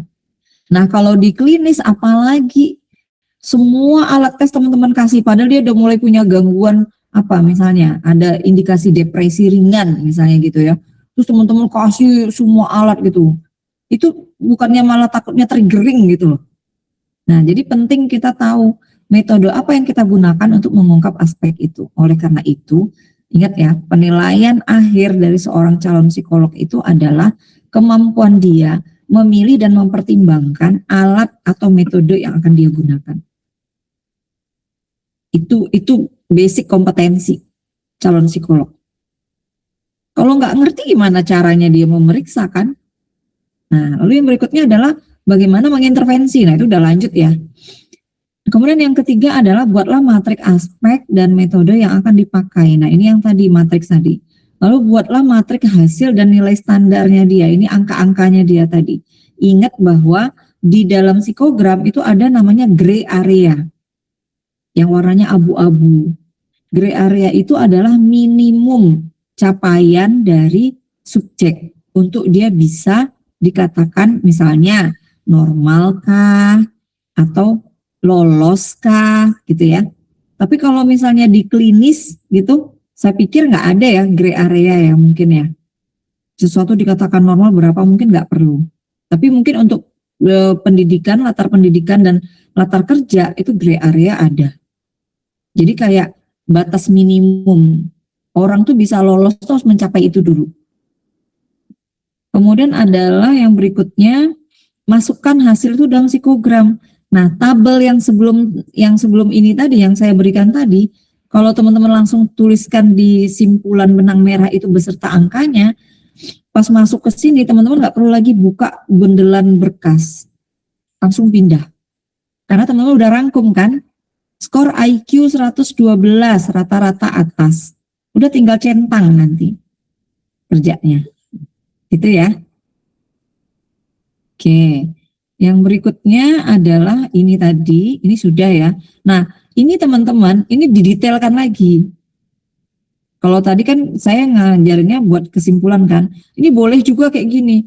Bu, saya saking takutnya Bu, saya nggak mau bikin simpulan yang kayak tadi, saya mau bikin jembrengin semua aspeknya. Boleh. Cuma kalau kayak gini itu, ya ini skill sih. Kalau model kayak saya tadi kan udah saya kelompokkan langsung, need, kemudian drive, emosi gitu ya, sehingga bikin HPP-nya tuh pakemnya di situ gitu. Kalau mau kayak gini, ini nanti keribetannya apa coba? Gabungin lagi jadi satu paragraf, iya kan? Karena dia pecah kan di sini kan, kognitif, intelijensi, daya tangkap. Gitu. Atau kalau boleh saya sarankan ya, alurnya ini dulu, baru yang saya ajarkan di slide PPT yang pertama tadi. Jadi jangan dibalik cara kerjanya. Oke. Kemudian, nah, ini contoh uraian ya, ini tidak usah saya baca, buatlah deskripsi. Nah, ini teman-teman bisa lihat ya. Nah, di sini itu rata-rata pada umumnya psikogram tuh ya kayak gini. Kemarin juga sudah saya contohkan ya. Di atasnya ada tulisan identitas gitu ya, tujuan pemeriksaan, tanggal, tulisan rahasia. Lalu ada aspek yang dinilai apa aja, aspek atau potensi atau kompetensi. Tergantung tujuan pemeriksaannya apa. Ini akan dibagi kemampuan umum, sikap kerja, dan kepribadian. Ini yang tadi ditanyain ya. Bu, katanya kan itu juga bagian dari kepribadian, tapi kan dipisah. Ya nggak apa-apa, ini dia ngikutin nih hasil dari tesnya. Jadi isi di aspek ini teman-teman, ini tergantung kebutuhan. Lalu uraian. Nah, uraian ini ini biasanya kalau teman-teman kerja nih ya, misalnya kayak di perusahaan itu mereka punya psikogram sendiri. Tapi kalau misalnya klien itu datangnya pribadi gitu ya, teman-teman bisa bikin sendiri juga psikogramnya teman-teman apa, tergantung kebutuhan. Nah, uraian ini dapatnya dari mana Bu? Kalau saya bikin ini gitu ya, boleh sih teman-teman baca jurnal atau artikel definisinya apa, atau pakai yang sudah ada. Itu bisa teman-teman tuliskan, karena kan nggak boleh mendefinisikan sendiri ya. Nah, kalau di perusahaan, kalau dia punya kamus potensi kompetensi, tinggal dicemplungin aja. Gitu. Nah, lalu kemudian ada leveling. Leveling ini macam-macam, ada yang 1, 2, 3, 4, 5, ada yang 7, tapi rata-rata pasti ganjil. Nggak boleh genep. Gitu ya. Nah, ini juga tergantung tujuan pemeriksaan, tergantung perusahaannya, tergantung sekolahnya, tergantung ininya, dan tergantung kalian sebagai psikolognya. Ingat bahwa semakin banyak pecahnya misalnya sampai 7 gitu ya. Berarti kan kalau ibaratnya itu adalah donat, itu irisannya jadi tipis-tipis kan. Kadang-kadang kita susah mengidentifikasi jadinya. Jadi normalnya pada umumnya ya orang tuh bikinnya ya sekitar 5 gitu. Jarang juga sih 3, jarang. Tapi saya pernah loh di satu perusahaan dulu dia nggak mau ada rata-rata. Dia pokoknya maunya ekstrem kiri, ekstrem kanan. Karena kata dia kalau rata-rata tuh susah Bu ngambil keputusannya. Ini orang mau saya geret kemana? Itu. Jadi ikut aja. Nah, ini yang saya bilang standar minimum tadi yang warna hijau nih. Kadang kalau di psikogram tuh abu-abu warnanya. Ini adalah standar minimum. Penentuan standar minimum ini bisa dari kalau di latar kerja ya. Ini bisa dari perusahaannya. Teman-teman bisa cek job desk. Di job desk-nya itu biasa kan di job desk ada requirement kan? Job requirement. Nah, misalnya dia bilang bahwa dia harus mampu misalnya bekerja di dalam tim. Maka untuk bisa menggait orang bekerja di dalam tim, sebaiknya dia ada di skor berapa? Tinggi, sedang, rendah, atau rata-rata. Minimumnya berapa untuk bisa menggait orang itu? Gitu. Ini teman-teman kasih sendiri. Kalau perusahaannya nggak punya. Kalau sekolah dan perusahaannya punya, ya gampang, teman-teman tinggal terapkan aja langsung. Ya, itu di gray areanya. Kalau di kasus klinis kayaknya nggak perlu ya, itu teman-teman tulis aja apa adanya. Karena mendinamikakannya akan agak beda sedikit. Saya selalu ngajarin dulu di profesi gini teman-teman. Leveling yang 1, 2, 3, 4, 5, kemudian yang harus teman-teman centang, dan ada gray areanya ini, atau apapun lah ya warnanya yang menjadi standar minimum. Ini saya selalu ibaratkan itu ibarat jaring ikan. Pernah lihat jaring ikan nggak? Nelayan ngelempar jaring ke laut gitu. Nah, inilah bolong-bolong jaringnya, kerapatan jaringnya. Semakin dia rapat jaringnya, maka sampai anak ikan pun keangkut, ya nggak? Bukan harimau, sampai biota-biota laut embuh aja keangkut semua. Semakin dia longgar, maka yang keangkut cuma ikan gede. Bener nggak? Hewan-hewan laut yang gede-gede doang, karena yang kecil lolos kan. Nah, lalu Bu, sebagai psikolog, sebaiknya gimana? Ingat, kita kan psikolog ya, bukan juri Liga Dangdut ya, yang berdasarkan vote pemirsa. Ya kan? Kita kan berdasarkan tujuan pemeriksaan, ya kan? Ini untuk apa? Akan kemana? Datanya dipakai apa? Maka jaring yang dibuat oleh seorang psikolog tuh ada yang gede, ada yang rapet, ada yang nggak rapet. Sesuaikan sama kebutuhan, sesuaikan sama tujuan. Misalnya contoh, kalian mau rekrutmen untuk level staff. Staffnya itu staff yang paling rendah pertama. Janganlah ditaruh misalnya kemampuan memecahkan masalahnya saya mau taruh di level 4 rata-rata atas. Itu staff loh. Bayangkan diri kalian yang masih cupu unyu-unyu ini baru lulus terus direkrut orang gitu ya.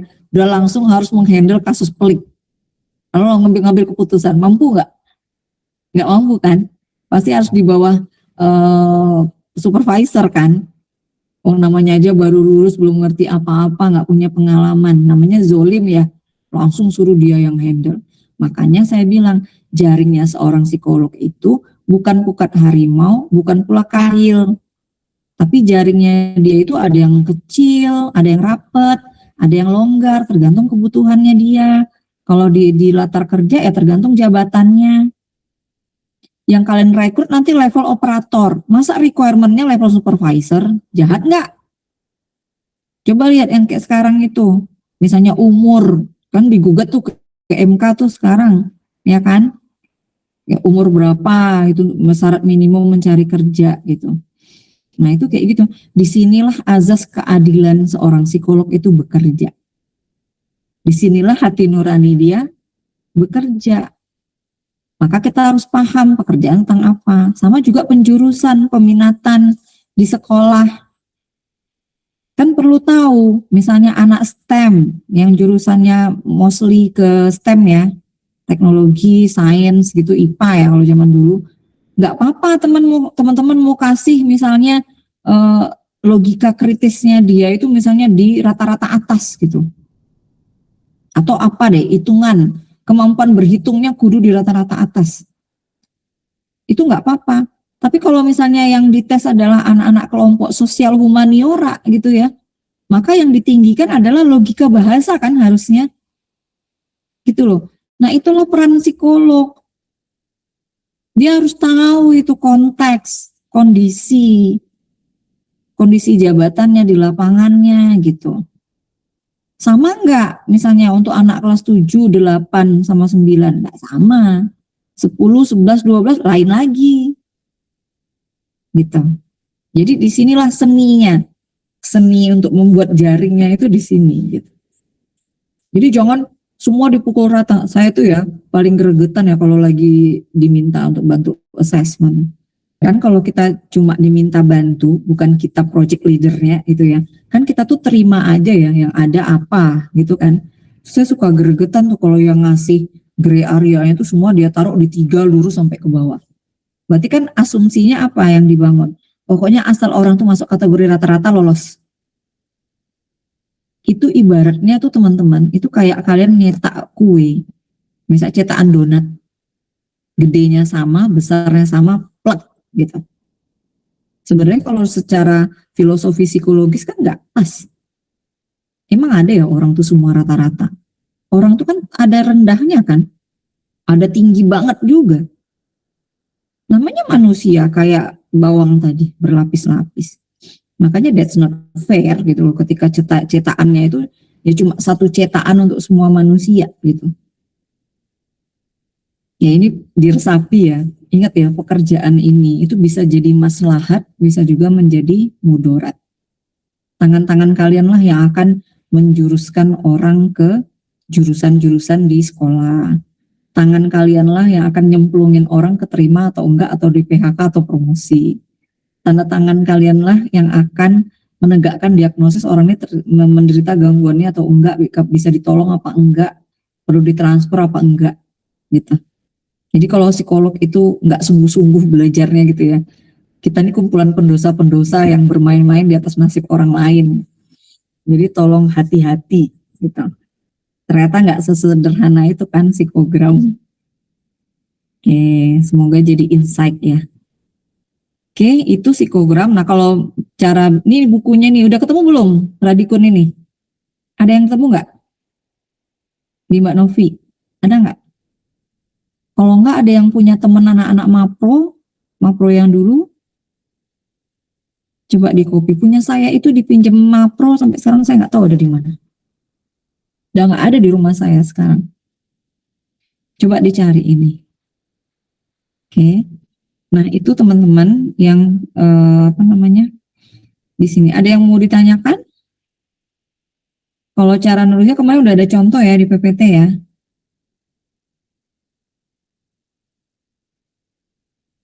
Ibu, saya mau Ya. tanya. Apa ya, jujur saya belum ada kebayang buat yang HPP kesehatan gitu loh Bu. Kan kalau di latar kerja terus di latar pendidikan kan memang ada yang gray areanya gitu kan Bu. Tapi kan kalau di kesehatan kan memang membahas si diri kliennya itu sendiri gitu loh Bu. Nah itu seperti apa sih Bu kayak gambarannya?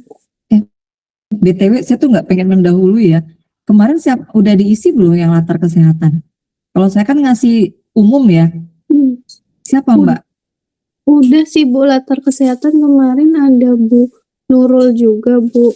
Cuman memang kalau untuk apa ya kayak pemberian HPP-nya itu memang nggak ada gitu loh Bu. Kayak bebas aja ditulisnya seperti apa, tapi saya nggak ada gambaran bebasnya itu kayak gimana gitu loh Bu. Sebentar, saya kemarin dikirimin Bu Devi ya. Sebentar ya, coba saya tayangin.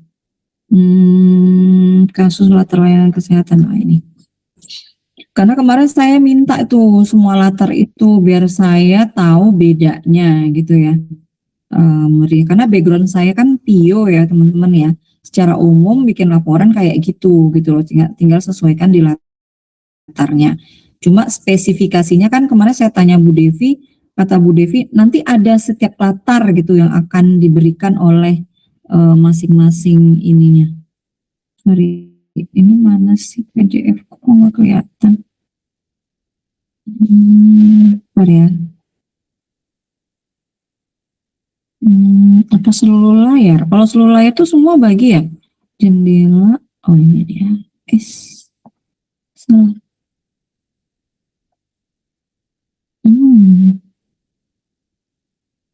Saya tuh masih bingung loh kalau ini tuh. Bentar. Oh dia belum tayang.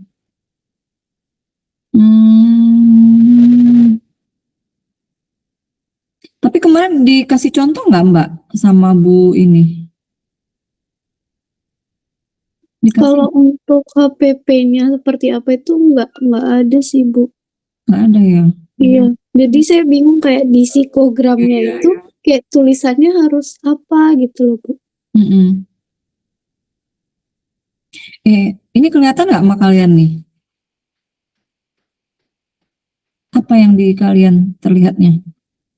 Kelihatan Bu, folder-folder. Folder, kasus kebukanya belum? Kasusnya belum. Sekarang? Belum Bu. Gimana ya caranya ya? Iya ini foldernya, padahal saya udah buka loh. Wait. Soalnya dia tuh PDF. Oh ini dia. Agak lemot ya. Nanti saya kirim deh. Nah ini saya kemarin dibagi Bu Devi. Aduh ini nggak, maaf ya, ini nggak ditutup ya. Nanti kalau disebarin dihapus ya. Saya nggak tahu nih punya siapa. Nah ini latar layanan kesehatan ya teman-teman ya. Seperti biasa identitas sama ya, semua berlaku kayak gini. Kemudian identitas keluarga, ya kan, wajib ya ini ya. Kalau kita di latar kerja kan cuma biasa aja, nggak sampai bapaknya, ibunya, suaminya, anaknya gitu ya, adiknya nggak sampai. Karena kayaknya kalau di di latar kesehatan dia harus significant others gitu, konsep individu dalam kaitannya dengan lingkungannya. Nah lalu kayak gini, nih keluhan, riwayat, gejala, dan dugaan sementara. Nah, ini kalau saya lihat, saya cermati teman-teman, ini adalah hasil observasi. Observasi, wawancara gitu ya, selama dia bersama kalian. Jadi keluhan, riwayat, gejala, dan dugaan sementara. Ini ditulis. Ini udah combine nih semua data, kayak observasi, wawancara, dokumen ya di lapangan gitu. Nih dugaan sementara gangguan ini. Sebentar teman-teman, kok dari tadi WA saya bunyi terus ya. Bentar ya.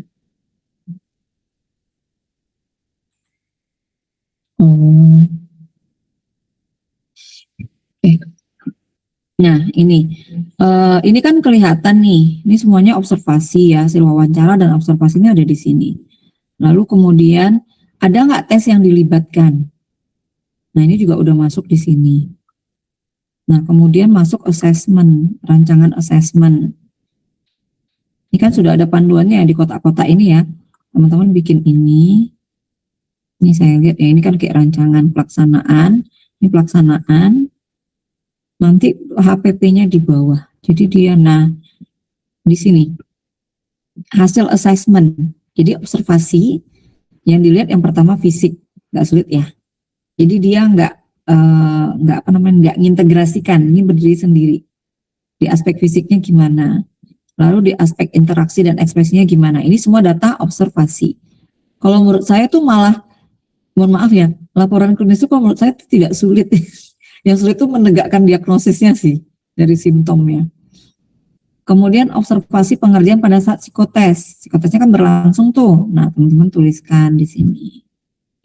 Lalu apa simpulannya? Ya, simpulannya. Kemudian teman-teman mulailah membuat dinamika dari hasil wawancara. Wawancaranya analisis dulu. Lalu teman tulis di sini. Ada autoanamnesa dari wawancara. Nih, ini kan cuma kayak menceritakan ya, ketika wawancara dia orangnya gimana, gini-gini gitu. Ini wawancara, kemudian ini hasil wawancara semua ya, ini cerita tentang wawancara semua, dia ngapain aja, pada sesi itu dia ngapain, itu nanti dibaca sendiri ya, saya kirimkan nanti ke ketua kelas. Oke, lalu yang berikutnya, ini masih ya, wawancara pertama, wawancara kedua, pertemuan selanjutnya, itu ada. Agak lambat. Nah, lalu karena di dalam kasus klinis itu juga perlu mewawancarai significant others, maka misalnya untuk kasus ini ya, itu dia nambahin alloanamnesa, allowing ya. Jadi menambahkan dari suami. Ini juga wawancara. Nih. Oke. Nah, apa psikotesnya? Dia ini dipisah kayak gini. Dia pakainya BDI. BDI itu kan juga ada skor kan? Benar nggak? Ada skor. Berarti kalau teman-teman mau pakai yang cara yang saya ajarkan tadi itu untuk kasus klinis, teman-teman tambah alat tesnya BDI. BDI untuk lihat apa? Untuk penegakan diagnosis kan, itu depresinya level tinggi, sedang apa rendah. Itu. Skornya berapa? Nah, ini ditulis. Berarti ditambahkan.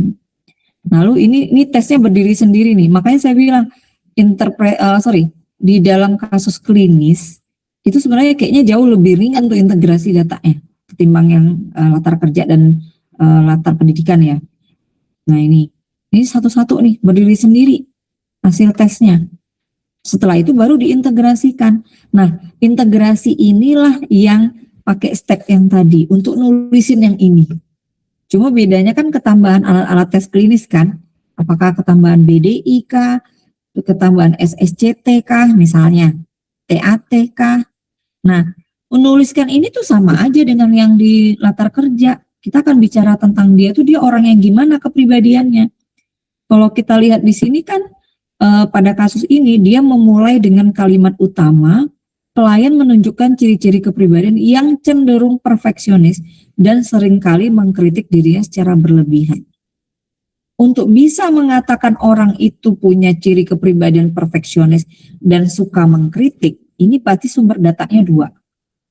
Cenderung perfeksionis ini pasti dari psikotes plus wawancara, benar nggak? Ya kan? Tapi mengkritik diri sendiri ini juga banyak sumbernya. Kebanyakan wawancara.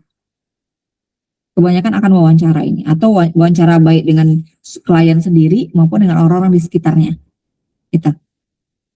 Nah, lalu kemudian ini semua adalah hasil integrasinya itu.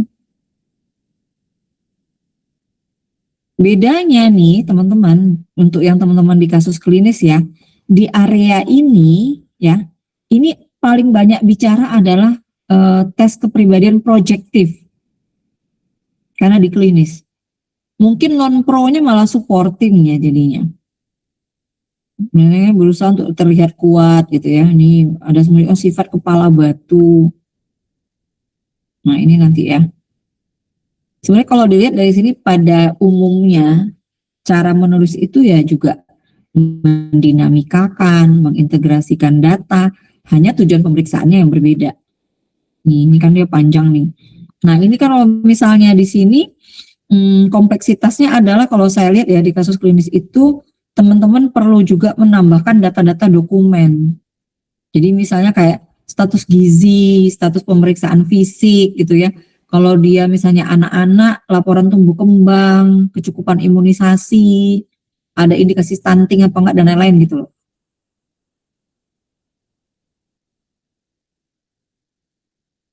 Nah, lalu kemudian bikin gambar.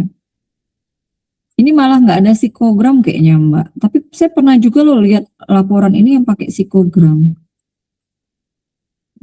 Ini nih udah masuknya beda. Nih, ini masih psikogram, masih HPP-nya ya. Tapi ini udah masuk teori nih di sini. Nah, teman-teman kan ada panduan penulisan laporan kan ya? Ada Ibu. Ada ya? Nah, itu coba dicermati.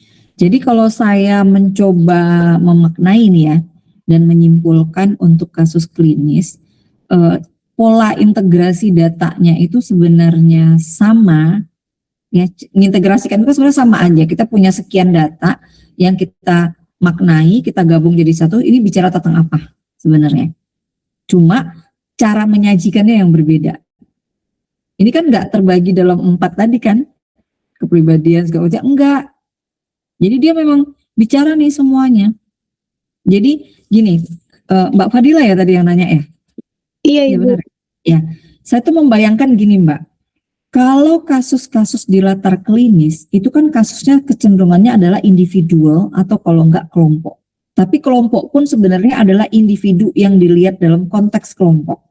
Sehingga kasusnya itu adalah dalam, dia terjun ke bawah. Jadi masuk ke internal gitu loh. Nah, kalau untuk kasus-kasus kayak misalnya di latar kerja gitu, itu dia cenderungnya tuh kayak meluas banyak hal gitu. Jadi dia nggak terjun ke dalam kepribadian itu sedalam di kasus klinis. Jadi itu bedanya. Karena kan di kasus latar klinis kita harus sampai bisa mengidentifikasi simptom, ya toh, gejala. Lalu kita juga harus sampai bisa membaca pola adaptasi, pola interaksi, pola emosi, kan sama tuh sebenarnya di area itunya ya. Nah, cuma ini harus dikaitkan dengan penegakan diagnosis. Kalau di kasus latar kerja, kita mengaitkannya dengan rekomendasi. Apakah orang ini kita rekomendasikan atau enggak? Sama juga di latar pendidikan, berarti juga kan kaitannya juga dengan diagnosis juga bisa. Rekomendasi juga bisa tuh kalau di latar pendidikan ya. Apakah ada indikasi gangguan belajar atau gangguan adaptasi yang mempengaruhi belajar, outcome-nya adalah proses pembelajaran. Tapi juga memberikan rekomendasi. Klinis juga sama. Jadi sebenarnya itu sama aja. Cuma cara menyajikannya aja yang beda. Kalau yang tadi di PPT saya kan kebanyakan cara menyajikannya itu di latar industri. Latar kerja sama latar pendidikan itu agak mirip teman-teman, cara penulisannya. Tapi kalau untuk kasus di latar klinis itu kita memang terjunnya ke dalam. Makanya Mbak Fadila, kalau Mbak Fadila nanti udah jago megang need, drive, emosi gitu ya, afeksi. Ini Mbak nulis kayak gini enak banget Mbak. Itu pakemnya, kayak anchornya, jangkarnya itu. Tinggal Mbak nanti akan tarik gitu ya. Simptom ini tuh mengarah kemana, ini kemana gitu. Gitu ya. Nanti ini mau saya beri apa enggak? Boleh Ibu. Oh ya. Tolong Terima jangan kasih Ibu. ya, jangan disebarluaskan ya, namanya ini pas dikasih ke saya nggak dihapus. Saya pun lupa ngapusnya. Oke, ada lagi? Di jam 10. Boleh satu lagi kalau masih ada? Untuk yang tidak bertanya bersuara, ya saya nggak bisa di-tag kalian ya. Kalian tuh paham apa enggak gitu. Ya semoga paham. Gitu ya. Kemarin yang di latar klinis itu sampai diajarin teknis atau enggak? Sampai cara bikinnya terus gimana tuh sampai gitu enggak? Boleh dibagi dong apa aja materinya waktu itu? Yang secara cerita aja. Fadila mungkin? Kalau untuk teknisnya sendiri sebenarnya sama yang kayak Ibu jelasin, cuma tadi tuh saya bingungnya untuk mengkomunikasikan ke kliennya gitu loh Bu. Apakah emang kalau misalkan di kesehatan itu emang cuman apa ya, kayak ngomong aja tanpa ada hasil kayak HPP-nya kalau kamu itu seperti ini loh, seperti ini, atau gimana sih Bu sebenarnya Oh iya iya iya. gitu? Iya iya iya. Karena kan nggak kelihatan kan itu dari mana-mananya gitu kan ya. Jadi Iya Vanilla Bu, tetap iya. bikin integrasi data yang saya ajarkan itu jadi pegangan kamu. Jadi misalnya nanti kalau misalnya lagi pegang klien konseling gitu kan, kamu nggak perlu lihat berkasnya lagi. Atau kalau enggak nih, ketika mengkomunikasikannya atau pas ujian kan kamu jadi udah punya datanya. Kenapa ketika kamu bilang bahwa simptom ini tuh perilaku ini tuh mengarah kepada suatu simptom tertentu gitu. Nah, ini ada datanya Bu. Saya mencermati di alat tes ini, tes ini, tes ini kita. Gitu. Jadi itu tuh sebenarnya yang saya ajarin tadi itu tuh ore-orean kalian itu, untuk kayak panduan kalian bikinnya. Itu tidak muncul ya di dalam laporan ya, nggak muncul. Di laporan cuma ada end product HPP, di mana di dalamnya ada psikogram dan uraian dinamika psikologis di latar apapun, gitu. Oke, ada lagi? Terakhir sudah? Nah, karena saya harus bimbingan teman-teman, semoga bisa mencukupkan ya yang kurang-kurang tadi.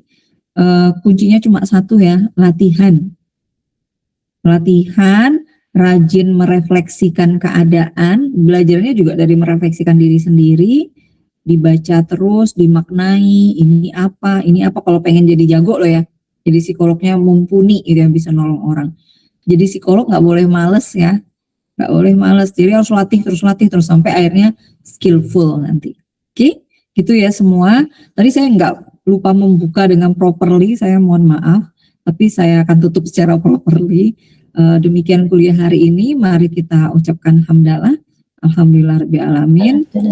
Semoga bermanfaat untuk teman-teman semua. Saya akhiri, assalamualaikum warahmatullahi wabarakatuh. Waalaikumsalam. Waalaikumsalam.